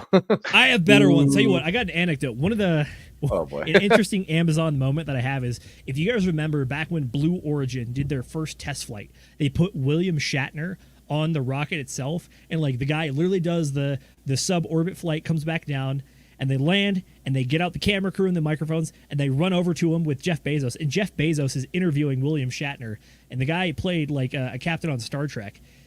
and he's an actor who like actually just went to space and is having like an emotional moment, is like about to cry and like getting swelled up with emotions, and then like 4 different like girls with like big fake tits come in with just champagne bottles and start spraying it, trying to get Jeff Bezos's attention. Meanwhile, William Shatner is like holding a microphone trying to have an emotional experience. What, that happened? Yeah, that happened. That is on tape. God. Oh my God. There you go. Sometimes I just love this world. That's pretty cool, man. They Jeff brought Bezos hanging out Captain with the Kirk hoes. into space. There you go. Oh, he did play Kirk, didn't he? Yeah. He like, wasn't. Who's Captain Kirk from Next Generations? Pine. no The clue. guy that did Dr. Chris X. Pine. That's yes, but You're that's talking the new about one. Picard. Oh, sorry, I'm talking about Picard. Yeah. Yeah, sorry. I know I'm losing. Oh, I thought you were talking about the new. You are both correct. Nate, you answered my question correctly. Will understood what I was actually asking for. Yeah. Patrick Stewart. Patrick Stewart, that's who it is. Yeah. Yeah. That'd be cool if they sent him up into space. Fuck, I had something I wanted to say and I totally forgot it. Now Well, Will, what you want to say is, what do you think is the most important commandment of the 5 commandments of the Fastlane? Was it need, entry, control, scale, or time? time. Time? The don't buy yourself another job? Well, I don't know what the, like, just based off those buzzwords, I don't remember what each of like the sentence after the thing was, but if I had to put a value on one of those 5 things, I would value time the most. Can you read me You off? actually, you gave me a solid nod for the first one, which is the commandment of need, which is that does your business fill an actual need of customers out there, or are you just building a business based on what you think is cool? Well, Okay, yeah, that's so I important. actually got a thing on this when it comes to my turn, by the way. Okay. Tell you What's, what, Nate, take it away. Yeah, go ahead, Nate.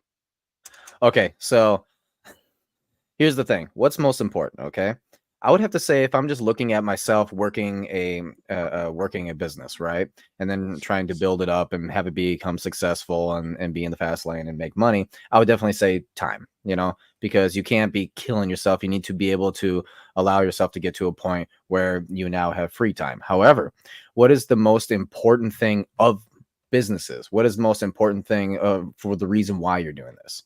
It is need, because you're solving people's problems. You're solving a problem in the world. And so I would say, technically speaking, you know, removing yourself off of this, I would say need. I would agree with you. I think the need aspect is a very fundamental aspect, which is that it kind of goes back to a lot of the salesmanship stuff, which is if you can identify a pain point that people have, that is one of the ways that you can help fix that need, because the need is the relief of pain.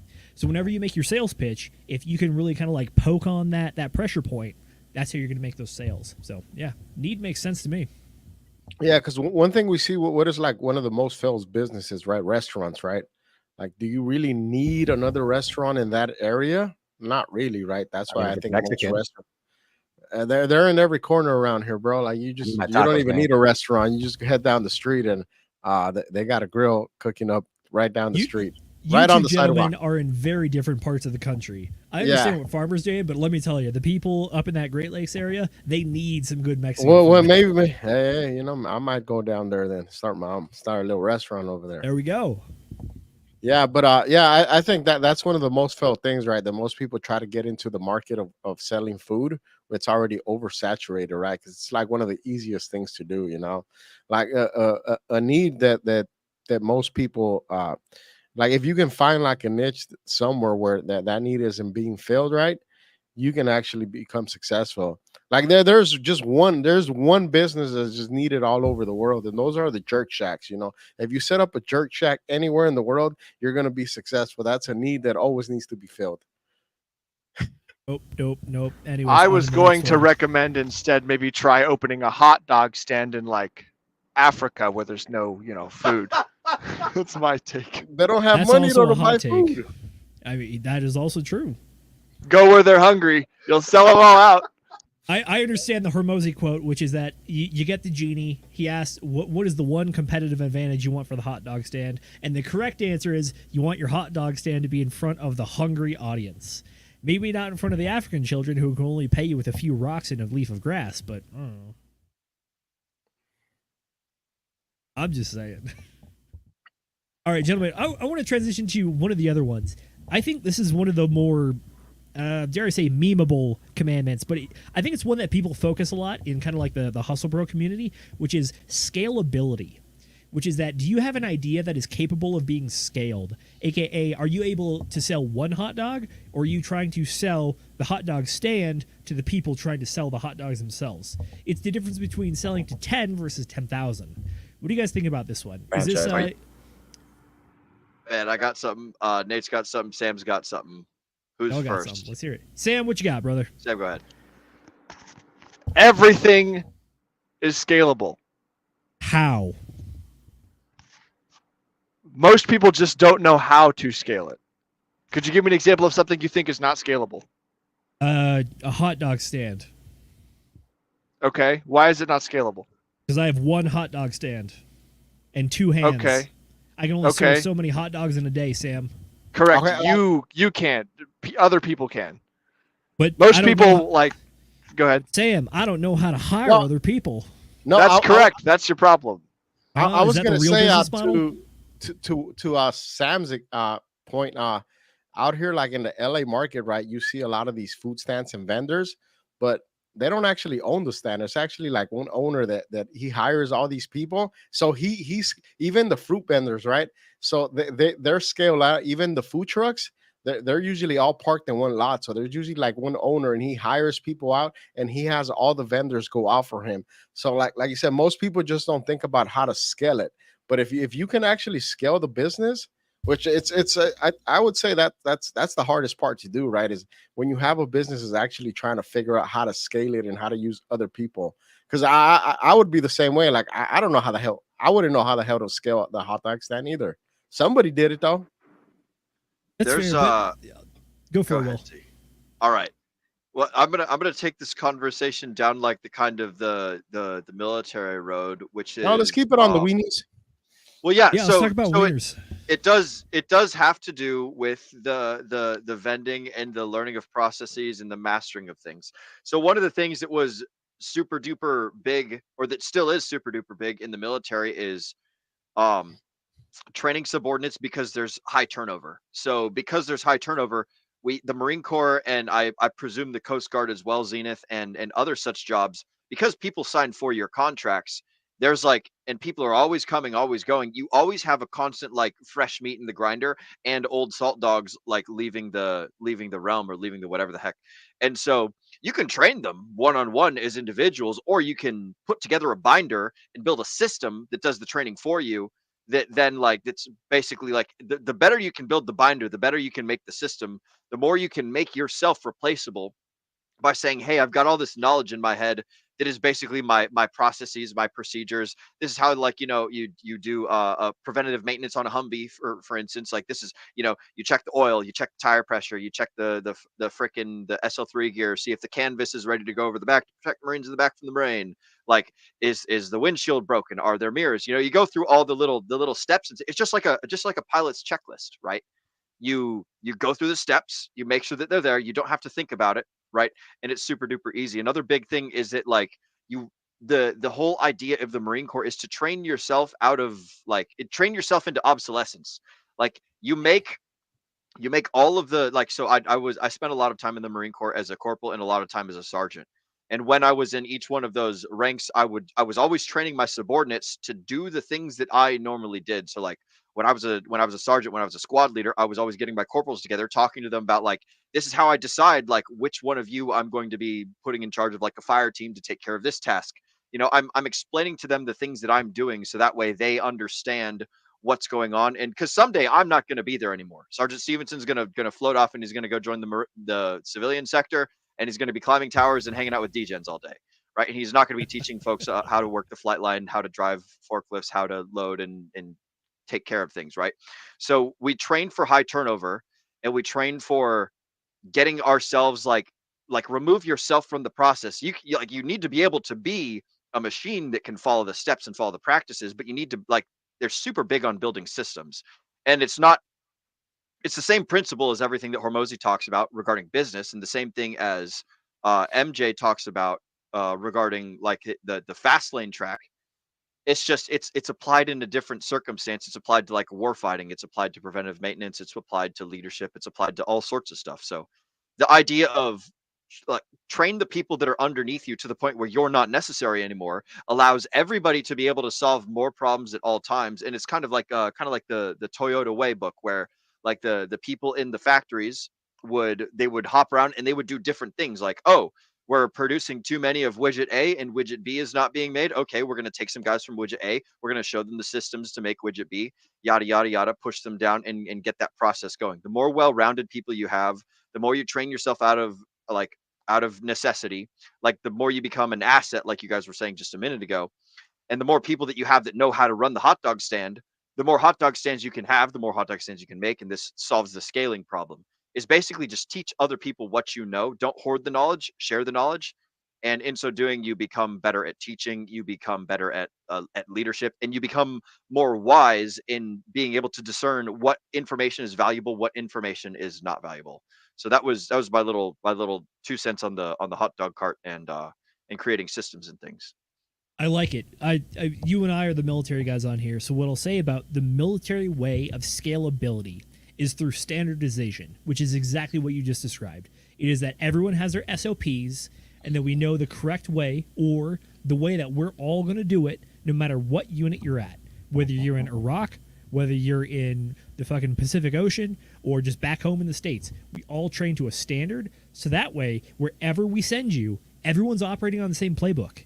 And that's the way that you get scalability, because there's a lot of different areas you operate in, but if there's one way to load a C-130 based on the weight master's orders or the standard operating procedure, that's the way to do it. That's the scalability, which is that you standardize so it's the same wherever you go. You know what the real the real ability for a company to be scalable is? Let's hear it. Technology is the ultimate scaler, because ultimately when you're looking at scalability of any kind of company or anything, you're always looking for just a couple of things, right? You're going to be looking for less people, less humans involved, okay?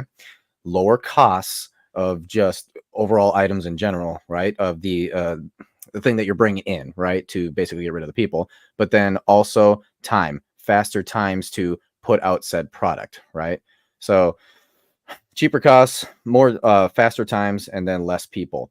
Now, how do you do that? Well, this is, let's just go right straight to it. The whole idea of AI, right? AI literally taking over the human jobs, you know? Now, if you're looking at, say, fast food right now, the idea of fast food is always just like a conveyor belt type of thing. All right. You still need people to like take the the hamburgers out and, you know, put it together and all that. Right. And you have a certain amount of people just kind of like putting all those together. But nowadays, you no longer need a certain person at the window taking an order. Instead, now you have, you know, phone apps, or you've got literal kiosks right in the fast food restaurant. Okay. And so number one, that's more speed, because the person can just click through stuff exactly what they want, instead of somebody having to be like, what was that? What was that again? You know? And then on top of it too, it's all automatic. So it's free time there. Plus, how much do you have to pay a worker like $15 an hour, right, to sit there, take an order for 8 hours a day or longer? And how many days a year is that? It's like 309 or something, or two something, somewhere in there, right? Doesn't matter. Whereas you buy a kiosk once for several $1,000s. Boom. And now it's automatically done. Will, what you got? I've got a thought, Nate, in it, and I don't think it's and I'm kind of picking it. I'm being a little bit nitpicky here, so just stop me if I'm, or let me know if I'm on the right track. Yeah, please do. But the company's not looking to get rid of people. The company's looking to maximize value per input. So like if I have people sitting there like screwing toothpaste caps on the toothpaste bottle, and I could get a machine that does it, then it's like I don't have to, like, it's essentially becomes wasted economic energy, you know, and the company's always trying to be more efficient. So it's not a position of like, I hate people or we need to get rid of people or things of that. It's like, there's a better way to do things. And this low level skill is now obsolete. It's like, I would make the same analogy for like farmers that are using a horse-drawn plow. And there's a bunch of guys out there whose job is to make horse-drawn plows. And then the tractor comes along. And it's like, you no longer need the horse-drawn plow maker. So they have two options. They can either get a higher, like, they're essentially the skill that they have through no faults of their own just becomes an irrelevant skill, much like shoot, I don't even know what's an irrelevant skill anymore. I'm sure there's plenty of that. I would Like say I would slightly disagree. Like particularly here in California, since they passed the fast food minimum wage of $20. Yeah. Restaurants have been actively looking on ways to cut the humans out of it, right?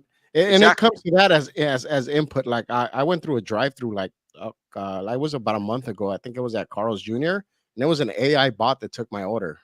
That's kind of cool. And not only that, but like I've been watching videos of there's actual machines that will actually put your burger together for you. You don't even need the person anymore. Yeah, they it's like work the ketchup, they put the lettuce on there, they'll flip the patty. It's literally a robot that puts it all together for you. Yeah, and that is crazy. But I think it's like at the end of the day, it's kind of what you said though. They're trying to maximize their output up and minimize the input they have to cost put in. People time. Yep, highest efficiency on that. Yeah, Nate, real quick, I'll jump in here. One of the points that you actually pointed out from the book, which is that the cost of human capital labor is very expensive per se, especially in the United States. I mean, cough, Farmer Jay's point, Panera bread, but which is that you can get around the California minimum wage if you they actually your own bread. They actually said they're gonna pay the money out because they got called out. They got called out, so they started paying it out. Yeah, it was Warden Newsom and his friends get special privileges every once in a while when they stop trying to criminalize AI memes. But Nate's point though, the cost of human capital it's nothing to shake a stick at. Because think about how much money you want to make as an individual with an idea. Now imagine someone in the slow lane, or maybe even the sidewalk, who has a boat payment to pay off. How much money do they want to make? So if you can get your business to the point of scalability where you can pay for human capital, which is expensive, but if you can pay for it, you have successfully removed yourself from the situation, and you are no longer tied to the business based on your own time and input, but you're now actually an owner of an asset. So yeah, the human capital aspect, it's a hard square to circle, so to speak.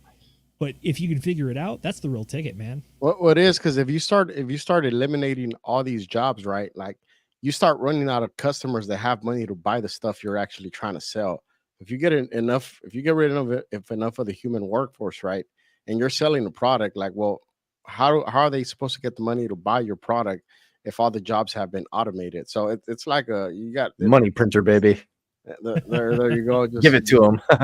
Okay, Jerome. If only all of us had the Federal Reserve. That's a very interesting problem, though.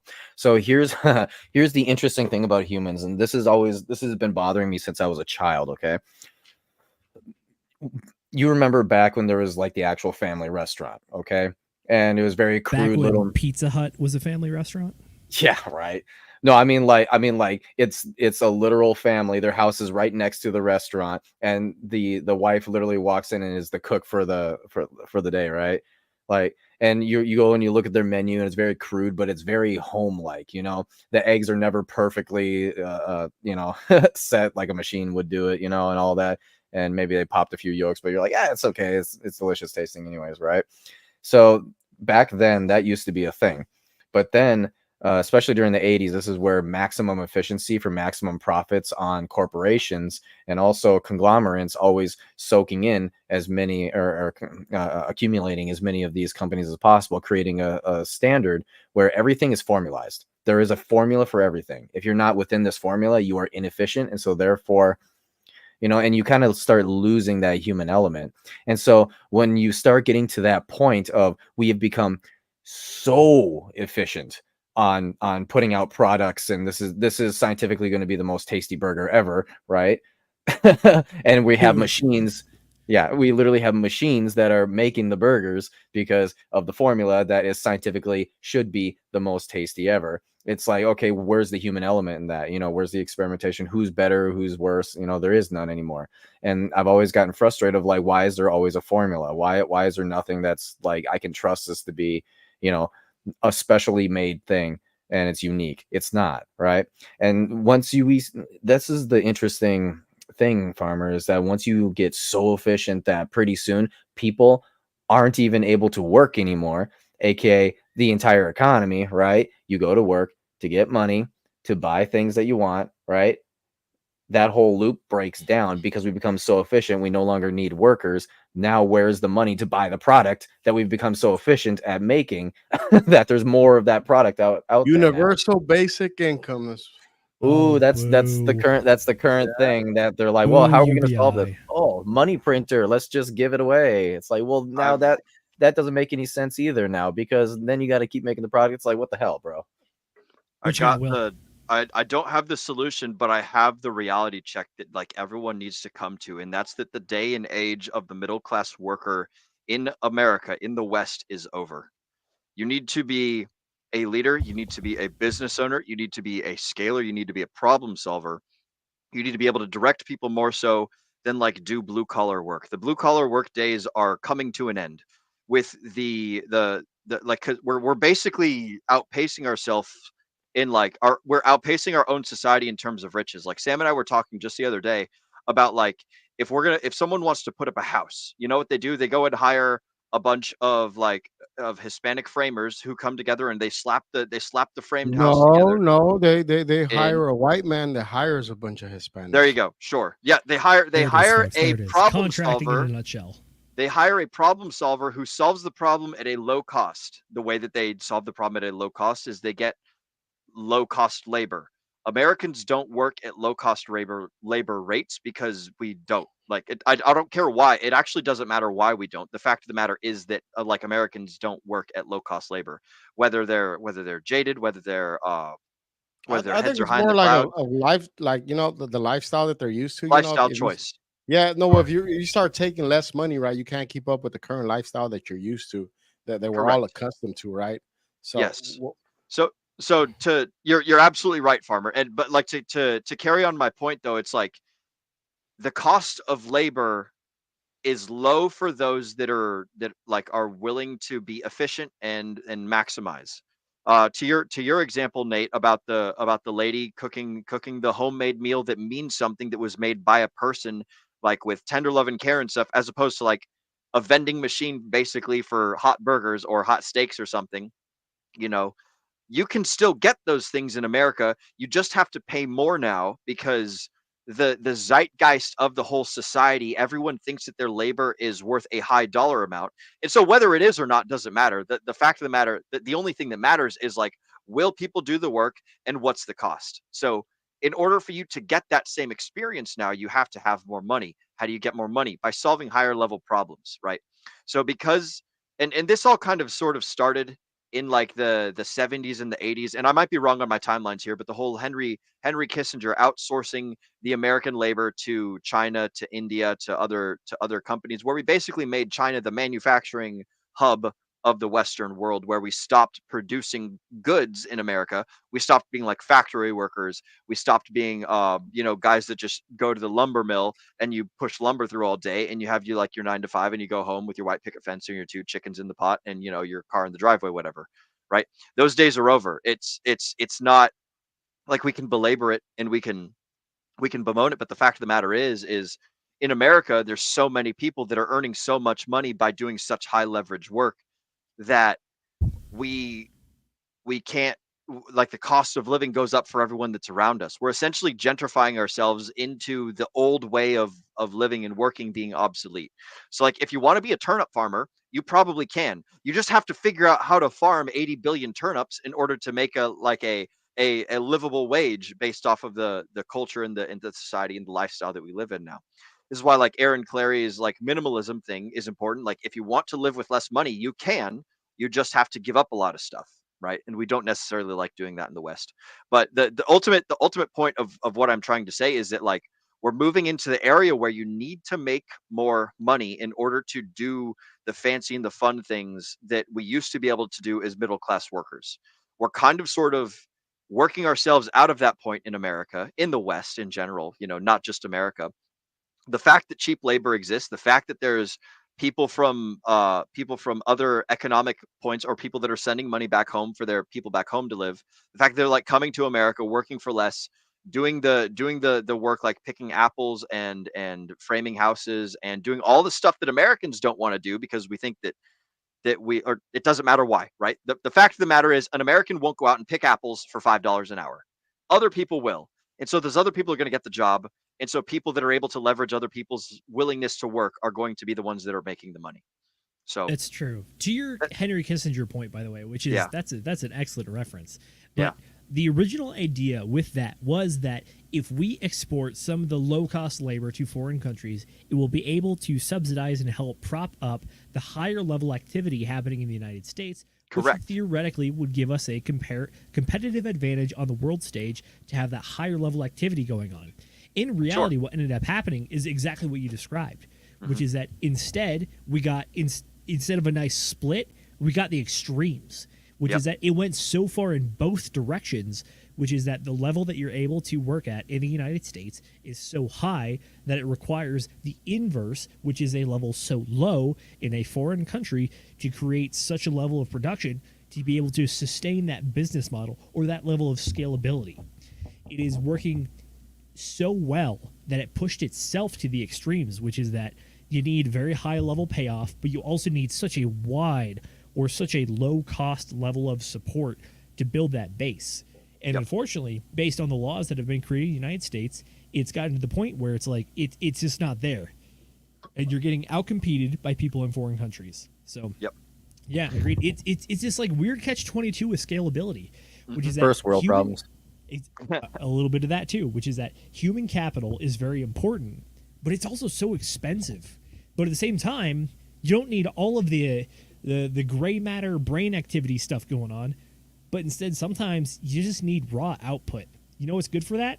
Very cheap labor or automation, either of which don't really help support a middle class or a manageable level of human capital, shall we say.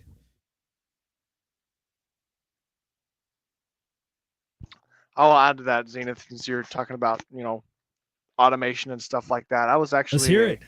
I was a manufacturing engineer in college.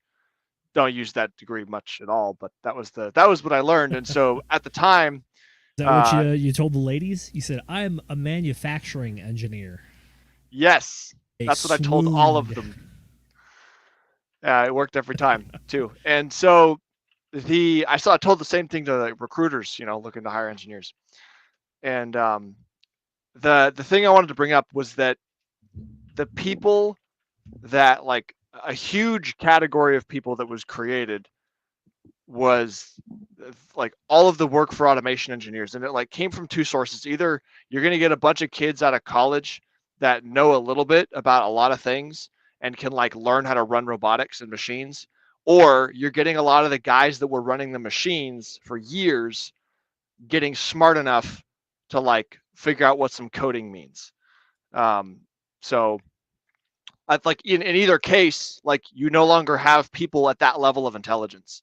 You're pushing the whole economy up. You're raising that whole like skill level of manufacturing. I like it. Tell you what, gentlemen, we are approaching the end of the stream here, so I want to give a bit of a final question and a shout out at the same time to Hexagon Lost in Asia. He was asking about the scalability of the cryptocurrency markets or assets or whatever it is. We've been harping on the idea of having some sort of comparative advantage from one of the 5 commandments here of the Millionaire Fastlane. And does crypto fit these things, or are we falling into a bit of a pit trap of some of the other ones? In my personal opinion, I think one of the possible answers is entry, which is that the barrier to entry for cryptocurrency or some sort of project or token or whatever is so low that we've now violated that commandment. What do you guys think about the cryptocurrency world in regards to the commandments here? Like, tell you what, I'll put it this way. I'll run through the list. Is there a need? Yes, I think there is a need for an asset or some sort of currency that is away from an inflationary model or some sort of governmental pressure that makes sense. Control. Yeah, not your keys, not your crypto. That makes pretty good sense to me. Finally, scalability. I think cryptocurrency is rather scalable, considering the fact that like Bitcoin itself, the oldest and quote unquote worst technology, goes down to individual satoshis or theoretically fractions of satoshis. That seems very scalable. Time, again, time seems like, yeah, it requires very minimal time outside of maybe like old Bitcoin block times. But yeah, this is not a job. This is something that you can use regardless of your time. Which means that the final commandment we're talking about here is about the commandment of entry, which is that is the barrier to entry too low? Or is there any way to solve that problem? What do you guys think? So these are all problems that are being solved currently, and it's evolving. It's an evolving space, and so the crypto is very scalable alone because of how early it is. Okay, now when you're talking about time, right? Time between peer-to-peer transactions, it is very slow. And you know what? It's wasting my time. What you could do instead is do Visa or MasterCard, which does, what was it, like 22 million transactions a second or something like that. It's Versus, a lot. It's a lot versus Solana, the fastest, which does like 2,000 or something close to that, 5,000. And so when you're looking at that, it's like, okay, there's a ways to go, you know. Also the entry points they've gotten better, but it used to be you literally have to go into the actual like control pad, type in a bunch of gobbledygook, and able to start mining stuff, right? And that was the only way to actually get Bitcoin. And then they came out with Mt. Gox, and Mt. Gox was like, you still had to understand and go find and trust that this website was not just a phishing site. And then even after that, like, let's go ahead and get into the modern era that we have right now. How hard is it to get people in the Pulse chain right now? It's pretty difficult because you got to do this whole bridging thing, and bridging thing is scary for people because guess what? The only thing they know and the only way that they've ever bought crypto in general. I saw that, Will. Yeah, because the way that the mass is, man, is that they trust a website that is like E-Trade, you know, with their stocks, which would be Coinbase. Yeah, go right ahead. Hop in here real quick, and they will be Get in left there. behind. Yes, That's all. they That's will. all I got. Why? That is the risk curve. Why will they be left behind? Because they're Oh. fucking scared. You know, Because they're in. the only risk that fails is or the only like it's dangerous to take risks. You're probably going to fail, but the only thing that will guarantee you fail is if you never risk anything at all. Dare I say the people not willing to make that leap or that connection is they're expecting to get rich easy instead of getting rich quick. Yeah, and they're not. It's almost like their methods are they're in the slow lane. Yeah. Hey, If they're scared if they're not bridging because they're scared of bridging and they're unwilling to learn, then like that's a pretty important part of cryptocurrency. I would It's agree. moving from Mrs. one thing to Producer, another. can you bring up You know? that comment again? And then Will, what do we have right here? Yep. Boom. Fucking scared say money it don't aloud. make money. There Thanks, it is. Hex. There it is. You're fucking right, bro. Scared money don't make money. You know, you gotta risk it for the biscuit, baby. Hell Yes, yeah. sir. If Yes, it rhymes, sir. it's So more true. You could almost say that you could almost say that we over here in crypto over at the Degen Roundtable are in the fast lane. Willing to risk it for the biscuit, that's for sure. That's for sure. I'm going down the fast lane on the sidewalk. He'd be sprinting. I don't know where that one ends. It might end by the cemetery, but like, who knows? I don't know. For somebody, maybe whoever I hit. Oh wow, that got dark. All right, let's bring it back. Tell you what, Farmer, I want you to answer it. The question was, does crypto solve the effort entry or the commandment of entry, which is that is it too easy to enter, or is there still, do you think, juice that's worth the squeeze here? Is it easy to enter? Yeah, for most of the world, no, but it would depend. Why do you say no? That's an interesting answer. Let's hear it. Well, because I don't think most people in the world have actual capital to deploy into crypto. They're just trying to get by. Oh, Right? okay. So is it Even- less of being in the asset class versus the consumer class? Yeah, or and what? and to most people, they'll see crypto as a higher risk, right? If they do have money to invest, they're going to choose the slow lane, right? Most people are just going to choose that lane instead of taking the higher risk lane that is crypto, right? If they had an option, most people, if they have an option, they're going to go with stocks and bonds and such. So just because I don't think that they want to take that risk on what little capital they have, but on the other part, for those that are in the crypto world, like let's take for Pulse Chain, for instance, right? Is there a kind of a barrier to get in? Yeah, it kind of is, right? Like if you don't like for us, I don't think we have an issue with that, right? We can bridge in fairly easy, right? It's like riding a bike, right? You'll have your funds on the Pulse Chain side pretty quick, right? You buy some USDC on Coinbase, send it over, bridge it over, about 15, 20 minutes, your money's there and you can buy whatever you want. But for most people, they find that confusing and hard, and they don't know how to deal with MetaMask or whatever wallet you're using, right? So there is some sort of barrier. Well, especially when it comes to actual crypto, which is DeFi, right? Not necessarily just Pulse Chain, right? But even going into like just sending your funds over to ETH and having an actual wallet that you have the keys for, right? Most people, like when you talk to them, right, they like they're completely look lost, right? They're looking at you like, what the hell are you talking about? What do you mean I have my own keys and I got to write stuff down? And what if I lose them? So there is that entry that most people don't want to put in the effort to understand how they can actually hold their keys and nobody can actually take their crypto from them. So there is that. Most of that barrier is, I think, self-imposed because people don't want to put in the work to actually understand how you can use these wallets to hold your own keys. I like it. Sam, I see you over there. What you got? I would argue that most people, I agree with you, Farmer. I think most people that are on the sidewalk doing that thing are not the kinds of people that take risks, because the kinds of people that take risks get off the sidewalk. That's all.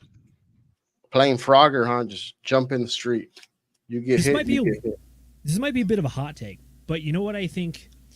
I think there are two lanes that take risks. I think one of them is the slow lane, or sorry, excuse me, it is not the slow lane. It's either the sidewalk, who takes foolish risk, or it's the fast lane, who takes calculated risk. I think the slow lane is specifically reserved for people that are willing to make safer bets. They specifically look to reduce volatility, reduce risk, and capitalize on more of sure gains, so to speak. Or yeah, those are like the people guaranteed. that maximize their Roth IRAs, their 401k. Exactly. It's absolutely a safe bet, but at the same time, it's got the negative connotation from the wording of the book, but it's the lane to mediocrity, or to put it in a better light, it's lane to the average or the middle or the mean, which is you're not going to do poorly, but you're also not going to do exceptional. You're going to do exactly in the middle, and that's what you're going to get. I hope you like fives. Five is more than 0. I'll say that much. But at the same time, it's much less than 10. So how about that? I'll take a stack of 5s. Stack, you say? Let's not get too greedy there. Tell you what. All right, gentlemen. I think we beat this one up pretty good. Let's go ahead and start wrapping it up. I'm going to go around the horn here and ask you guys if you've had any revelations during our conversation, or what do you think is the most important part that people should pick up from this book? Let's start with our excellent co-host, Mr. Nate McGinnis. What you got, my man? Hey, man, it's all about risk. Of course, you're going to be on the risk curve, but I would say one of the most important things that you need to take from this book is, number one, if they're not living it, they can't teach it. And you should always question why they're trying to teach it, right? Number two is, start questioning for those who are rich and trying to teach you, start questioning how they got it in the first place. And then number three, look to increase risk with a basis of safety and able to get the max amount of gains possible while also not destroying your life. That's what I've got. Those are very good bases. All right, let's kick it over to the brothers, two of them, if you will. I think that the most important part of the book is basically just exactly what Nate said. I would just go say, don't be a bitch. Don't be a bitch. If you're scared, then learn, figure it out, solve the problem. The problem's not going away. Like we don't wish problems away. We solve problems away. So that's what I got. Take the risks. Put your hand on that hot stove and learn what happens, and then don't do it again. That's all I got. Sam, what about you? I'm gonna add right on top of that. I'm gonna totally agree and say that while that's true, you should not be a bitch in many ways, but you should also be willing to decide at what point you want to stop, right? Because like just because you read a book about a guy who liked a car, like it's very easy to get emotionally drawn into that. And of course, nowadays you see all this cool, crazy stuff on Instagram, whatever. Like, it's like it's very easy to get drawn into that. But I guarantee you, like I believe Nate was saying earlier in the show, like people can have great lives and not need all of that stuff. I mean, like you just like go out there, go for a walk in the hills, like you'll find you're doing just fine. It's just like we don't need all of that stimulation to have a good life experience. And so it's important not to get caught up in it. And also, if you can't take the heat, then get out, because I don't want to compete with you. I want less people in the game. So That's fair. Hey, Sam, to your original point, this is actually something we didn't even touch on, but something the book touched on, which is that in the pursuit of the fast lane, it's very important to have a goal, and a concrete goal down to the number. Like the author even specifically recommends, like, imagine your dream life. Imagine how much it costs for your house, your car, or multiple cars, how much you want to travel, how much you want to eat, how much you want to play. Figure out that number and work backwards from there, which is have that goal. The goal is what you're shooting for. No goal, shooting for nothing. Fair enough. Alrighty, Farmer Jay, what you got? What was the most important part of the book for you, my man? I think I'll put it this way, right? So for most people, I don't think that the fast lane is the proper ride to take, just because just like when you're driving, right? If you're going on the fast lane, you're going to have to pay that extra attention, right? You're going to have to be focused. So if you're going to choose to take that lane, you have to understand that you're going to have to actually put in the time and work if you want to be in that lane to actually succeed. If you don't, you can stick to the slow lane. That's fine. If you just want to do what most people do, that path's available. But if you want to take that other lane, you're going to have to stay focused. You're going to have to pay attention. And if you crash and burn out, it's because you were not paying attention. Farmer, That's because you need to have I was gonna say, what about the other lane? You know that where the meth heads are, the knuckle draggers, the meth heads, the tweakers, the people that take shit on the streets. Those fuckers. I mean, you can hang out with them all you want, but I mean, those are the people that you want to avoid, because I'm pretty sure we all know people right now that are hanging out in some garage, smoking some weed, drinking some alcohol instead of getting shit done, right? Like we all know those people. Like, stay the hell away from those people. If you're on the fast lane, if you're paying attention to the sidewalk, to the people on the sidewalk, you're going to derail. You're going to get derailed real quick. So stay the hell away from those people. Well said, sir. Hey, go for Will. Take it away. Don't hate them, because we need people to serve us coffee. So they still serve a purpose. No, we got the robots for that. We don't even need them anymore. That's all I got, Z. Just never given up on that one there. This is a panel of savages. Nate, I apologize. I cut you off. What were you gonna say, my man? Oh, I was just saying to Farmer Jay's point about how you got to be focused and you gotta be there and everything. I was just gonna say that you need to have a cold glass of orange juice with 3 ice cubes and a squeaky chair, and here 18 hours a day. That is the fast lane. That's fair. Pointy elbows for the Bears. Pointy elbows. Look, I think we're all here part of 3 ice cubes in the OJ gang. I think we're all here for that. We all understand that reference. But I gotta say, at the end of the day, I'm gonna keep harping on this, which is that, is there anything wrong with the slow lane other than literally calling it the slow lane? I'd argue no. There's merits to it. But the entire point of the book was, if you want to be exceptional, you got to get in the fast lane. You got to be willing to shake off conventional ideas, wisdoms, and that safe route. Instead of banking on the 401k and the Social Security to save you when you're 65, you got to be willing to make moves now so you can reap the rewards. Unfortunately, if you're an absolute fool and you do it poorly, you might end up on the sidewalk with all the lovely people that Farmer Jay described there. That's the point that I got out of this book.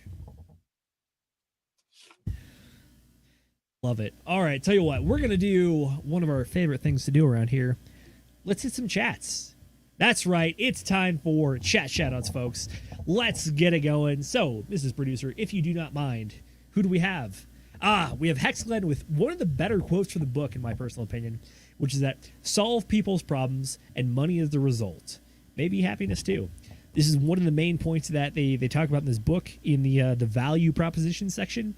This is exactly in alignment with all the stuff that Alex Hormozy has written with his books, which is the idea that if you provide value to people, they will pay you for it, as opposed to the other way around, in which people pay you money, therefore you offer value. It's no.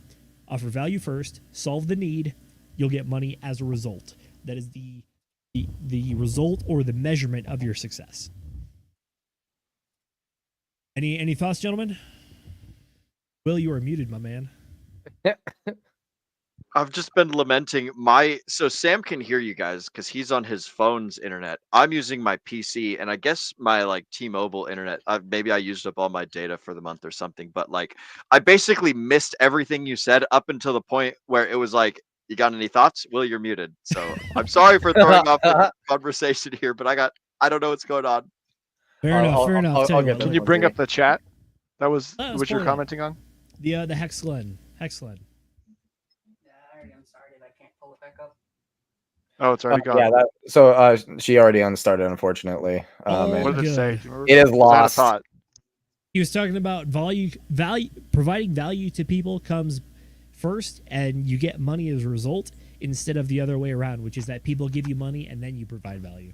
Yes. Yeah, the thing at the end about happiness, it was that, at least in my young life, such that I've found so far, when you solve problems for very important professional people, you can't not be happy about it. Like, it's almost like killing the deer with a spear, right? It's like, do more of that, because you can't lose. You solve the Jesse, problem. Wolfrush.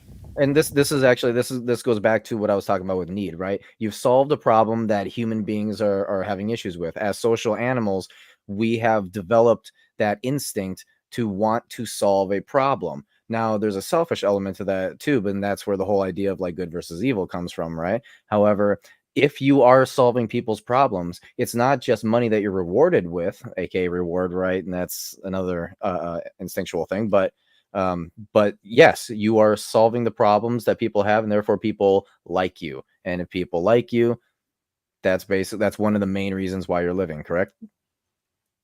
There you go. Thank you, Mrs. Producer. You are the best. Excellent. All right. Speaking of which, let's keep it rolling. Chat shoutouts. Let's get them going. Up next, we got Paul Sachs. He's saying Social Security qualifying age wasn't originally set at 64 years old, while mortality was 62. For nothing, Nate. Excuse me, I read that wrong. He says mortality was 62 years old. Therefore, we set Social Security retirement age 2 years above that. AKA, they hope more people die than actually claim Social Security. It sounds like an insurance thing, like the normal insurance thing. Only if you get a particular scratch will your car be available for the money, But if you total your car, that doesn't qualify. I know you guys aren't trying to tell me that the government's up to some shady shit, because I don't believe that for 1 second. Would the government plan on us dying before we can reap rewards that were quote unquote promised to us? Do we? No. Not even that, Zenith. Do you think that the government would hold money that we put in, that we paid, no, expecting us to die before they have to give it back? That we have no say in. We can't just say, well, unless you're Amish, then you don't have to pay Social Security. If you don't have electricity, you don't have to pay taxes. Is that what you're saying? I mean, hey, they all just said no. But anyways, I don't want to get caught up in this thing. Let's get through these chat shoutouts, broski. Let's keep it going. Hexagon Lost in Asia, he says he's here for the fist pumps. So it's like Jim Chan laundry all day long, brother. What it is. We got Moonpilled, Rational Objects, Degens, Assemble, Good to see you, my man. Glad you catch the book club. You are a longtime favorite around these parts, and we are always happy to see you, my man. Love to see it. Chad Donnerschwantz, he says he's here for the Amish dad jokes. There you go, Will. Someone else is here for it, too. Up next, we got Hexagon Lost in Asia again. He says, I've scaled my hex bags 5x in 25 days. Anyone else? That's right. I think it's a pretty good time to be a Hexagon right now. What do you guys think? Oh, yeah. Absolutely. Yeah.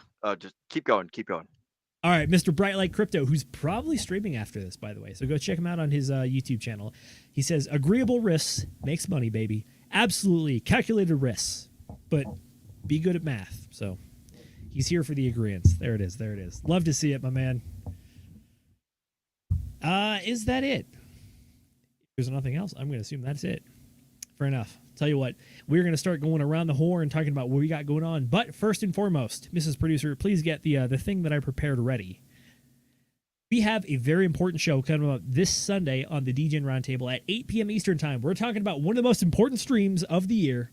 We're doing the Q4 thesis show. If you have any questions about, do the elections matter? Do interest rates matter? Is Bitcoin actually going to 12K like everyone on Twitter tells me? Who knows? We might see. But other than that, Mrs. Producer, please hit it. Give the people. I'll do anything. I'll do whatever it takes to.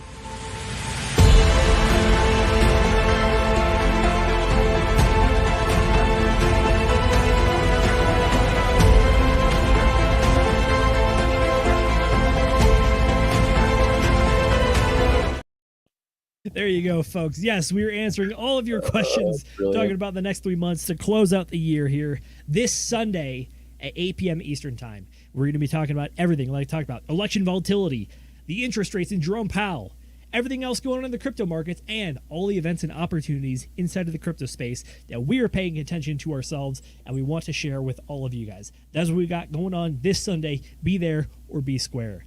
Mr. Nate McGettit, where can the people find you and what you got going on? And what do you think about the book? So, number one, I think the book is absolutely fantastic and amazing. I think this is probably on Will's scale of, you have to remember, 0 to 10,000 hours. Okay, yeah. Yep. So I think this is probably right around like 500 to 750. The earlier you can kind of get in your journey, you can get this kind of information is definitely going to be extremely helpful and is going to change your direction. Because as he was talking about in the book, when a comet, or an asteroid moves just a tiny, tiny little bit, it could have gone the direction of not hitting the Earth. Right. Versus when it's the distance to the moon. Right. Then you really have to move it a lot. Right.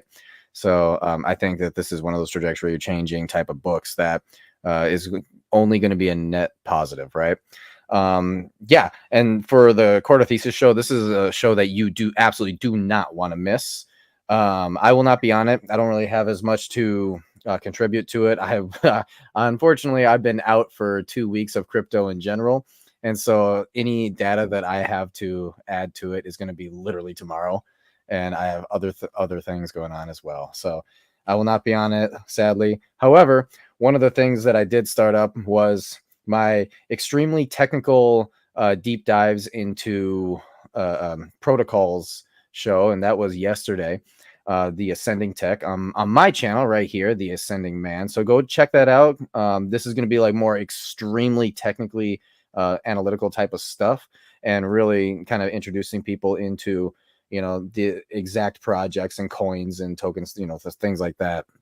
Right. So this is kind of just a solo project for myself, something that I personally really enjoy and really love. So yeah, go ahead and check that out. Also on my X, go give me a follow. Now that I am out of my 2-week hiatus, I'm going to start checking out everything I possibly can. I'm hoping to get at the very least, like maybe anywhere from 5 to 10 posts of valuable information that is going to be something you should be actually taking in for your own, well, not financial advice, but, kind of like tips here and there. Hey, maybe you might want to think about certain things, and that's going to be basically on a daily basis, possibly on like Sundays or Saturdays. I might not be on the internet very much, but other than that, you can find me over here in the Degen Roundtable Telegram channel, and you can actually ask me questions, by the way. Just go ahead, hit me up. There's a lot of opinions that all of us here at the Degen Roundtable have. Very valuable. In fact, the more people who ask us questions there, the more people we're able to help. That's why we originally started this channel, to help you guys. And so if you're not in there, what is wrong with you, man? You're trying to be poor, I swear to God. So scan your phone right there, and yeah, let's fucking go. What about the brothers, two of them? I just realized that I'm on manual mute, not computer mute. You guys can find all of my socials over at will.pls.fyi. I will go ahead and drop that link on into the chat. And actually, also, Nate, I'm going to drop your Twitter link down there as well. And then drop my brother's link too, because I have the power as a person with the wrench to drop all the links. So you guys can find all of my socials linked off of that Pulse domain, will.pls.fyi. That's where you can stalk me on Facebook, Instagram, Twitter, YouTube, all that good stuff. You can even catch my link tree over there if you want to go see some of the work that I've done on the internet. Apart from that, you guys can find me in my Telegram group that I made, bit.ly/hex_meetup. It's written right down here, bit.ly/hex_meetup. It's a place where if you're a Hexican, you can go and meet other Hexicans. It's a super fun and fancy free time. You basically just go in there, create a room, or you find a room that already exists of a location that is near you, and you go and talk to other Hexicans, and you meet up, have beers, throw spears, maybe go get a steak, maybe go tend to some chickens, or I don't know, go for a hike up in a mountain. Do whatever the hell it is that you guys like to do. But this little Telegram is for Hexicans to meet each other. We've already had a whole bunch of meetups that have happened. There's some going on over in California that are being orchestrated by a couple of California gentlemen. I can't remember who exactly is. Farmer Jay would probably know more about that. So when I toss over him, maybe he'll. No clue, no idea. I don't know. They do a lot of things over in California. I'm currently in Texas. I'm looking to be heading over to Nebraska and also to in the near future. So those are the places that I'm going to be going. If you guys are in or near those areas, or if you're anywhere in between, go ahead and head on over to bit.ly/hex_meetup and chat about it in those places. And I'd be more than happy to swing by, buy you a beer, buy you a pizza. We'll have a great time. It'll be super fun. As far as things that are going on in the near future with the Degen Roundtable Book Club, some announcements for our scheduling are as follows. I'm going to be covering The Value of Others next week on October 11th. That is a book that was recommended to me by my very own brother right here. So shout out to him for doing that. And then October 18th, Zenith you'll be hosting that period of time. Have you decided on a book, or have you thought about anything for then? I have slightly. I've been thinking about covering a book talking about inflation, whether it is 17th century Spanish inflation and how that can be analogous to today, or one of the for anybody that's familiar with the What If Alt His channel on YouTube as well. He has a book talking about inflation from the last 100 years that I'm interested as well. But other than that, I think I'll let you know when I have that picked out. But other than that, Will, I think you have actually selected this book as your next one. Ooh, look at that. That's cool.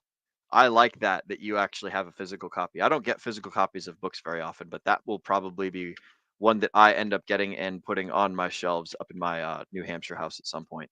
I'm going to go ahead. Folks that don't see what I'm holding up, I'm holding up the book called Debt, just straight up Debt. And it is by David Graeber, Graeber,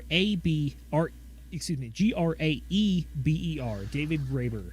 That is a book that's going to be going on October 18th, I want to say.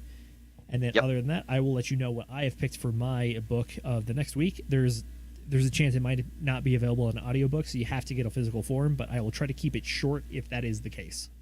October 25th is going to be Debt. October 18th is the one that you're set to host. Unless you want to switch or flip-flop, I'm more than happy to do that. But I've gone ahead. I misspoke. I've posted the link to the Telegram for the Degen Roundtable Book Club. If you guys want to go check out the book club, that's where you can find our schedule specifically. If you want to just hop in the book club, then you remove the numbers at the very end of it. But that's all that I've got going on in the near future. Sam's phone has died, so he will go ahead and do his shout-outs from my headset. So Sam, where can the folks find you, and what have you got going on in the near future, my friend? Well, the folks can find me by going to my Instagram. that's a good place to find me for now. I design houses and stuff like that. I'm in the process of growing that company, Rapid Designs. And so I still am in the stage where if you are interested in getting some kind of concept of a custom home, like here we are, beginning of the bull market, we're all going to have lots of money soon. And so if you want to entertain the idea of like, what would my custom house look like, then send me a DM on Instagram. Will's going to post a link, and we'll work something out. I'm still I'm not totally busy. I could still spare a few hours a week here and there, and I'm always happy to do a favor for some fellow Degens. So reach out if you want something. Otherwise, just make a bunch of money and then pay me a bunch of money. That works just fine too. Yeah, no one's gonna argue about that one for sure. So just make more money so you can pay Sam more money, and it'll all work out. I swear. Hey Sam, I might hit you up on that one because that's one of the most important things for me is finding a place to settle down for a piece. Oh, is he able to hear now? Okay. So I might hit you up because one of the most important things for me is settling down on a peaceful place to be. And one of the biggest things that I plan on in my life is going to be the place that I live. So that's it's very, very important. Yeah, man, the sooner you start the conversation, the sooner you can get going in the right direction. So absolutely. Excellent. All right, let's toss it over to none other than Farmer Jay himself. My man, where can the folks find you, and what do you think about the book? We can find me on walk with the rest of the oxygen thieves, the mouth breathers, the knuckle draggers. You know, that's where you can find me, hanging out with those tweakers. But if you don't want your kids to end up like that, you should start reading this book to them from birth. Skip the Disney stories and read this book to them. You know, I thought it was a very, very good book. But basically, if you want, if this is what you want to do in life, it kind of teaches you the principles of hey, if this is what you want in life, you can go ahead and choose this path. So, or you can choose the other paths, right? But it kind of breaks down what you need to succeed if you want this particular path. So I thought it was a very good, interesting read, you know. But like I said, me personally, I think I'll stick to the sidewalk. Oh my gosh. All this effort and you just stick to the sidewalk. What a jerk. All right, folks, I'll tell you what. I'm going to agree with Nate on this one. I think that the Millionaire Fastlane is a good 500 to 750 hours in the total of 10,000 hours to mastery of Journey. I think this is a book that you're going to get some appreciation out of if you've maybe cut your teeth a little bit. You've tasted failure, and you might have tasted success as well. And this is going to give you a good holistic vision of what all the possible futures look like and what you want for yourself. And if the Fastlane is for you, the book's definitely going to help you get there. So that's what I got. Other than that, folks, again, please tune in this Sunday. We got the Q4 thesis show, the last one of 2024. So if you're curious about what the markets are going to do or the entire macroeconomic markets are going to do, those are Nate's favorite, by the way. Go ahead and tweet him, hit him up on Twitter or in the Telegram about macroeconomics. He loves it. Yeah, if you're curious about any of that stuff, that is what we were talking about this Sunday. So please tune in, show up then. Other than that, I believe we should have a special guest that we will announce on Sunday for our Wednesday show. And then after that, like we talked about, it is going to be over to Will for his book club next Friday. So, folks, that's all we got going on. I do want to say a massive thank you for showing up tonight. And as a bit of a thank you, just so you know, if you are planning to come to Las Vegas in 2025 of March for the Pulse Chain Conference, March 6th through the 9th, the creator codes are still active for, I think, one more week. It might be till the end of this Sunday. So if you're interested in getting 20% off of any of your tickets there, go ahead and use code DEGEN, DEGEN, to get 20% off of your tickets on pulsechainconference.com. And we give a massive thank you to RG3 and a Wild SJ for hooking us up with a creator code so we can share the discounts with all you guys. But other than that, folks, we know that time is your most valuable asset. So we want to thank you for it every time when you spend it here with us. And again, on a beautiful Friday night for book club, that's absolutely one of those. So again, thank you very much. And until we see all y'all next time on Sunday, I hope that everyone out there continues to degen responsibly. Ladies and gentlemen, welcome back to the Pulse Chain Tour Masters Golf Tournament 2024. Zenith is making his approach to the green on this sudden death playoff between himself and Reginald Gerald III, who already completed his putt for birdie. Zenith needs to make this putt right here in order for his dreams of winning that jacket to stay alive. Let's see what he does. Oh, he flubbed it. He missed. He whiffed. He's a loser. I repeat, RG3 wins. RG3 wins. Don't make mistakes like that guy. Get ready early for Pulse Chain Tour Las Vegas 2025, including the Pulse Masters Golf Tournament from March 6th through the 9th. Sign up early and use the code DGEN at checkout before September 1st. You get 36.9% off all of your tickets. Don't miss out on all the fun from the star-studded conferences, golf tournament, and nightly events in beautiful Las Vegas, Nevada with all of your friends and favorite Pulse and Hex creators. We cannot wait to see you in Vegas, so until then, DGen responsibly. I'll do anything, I'll do whatever it takes to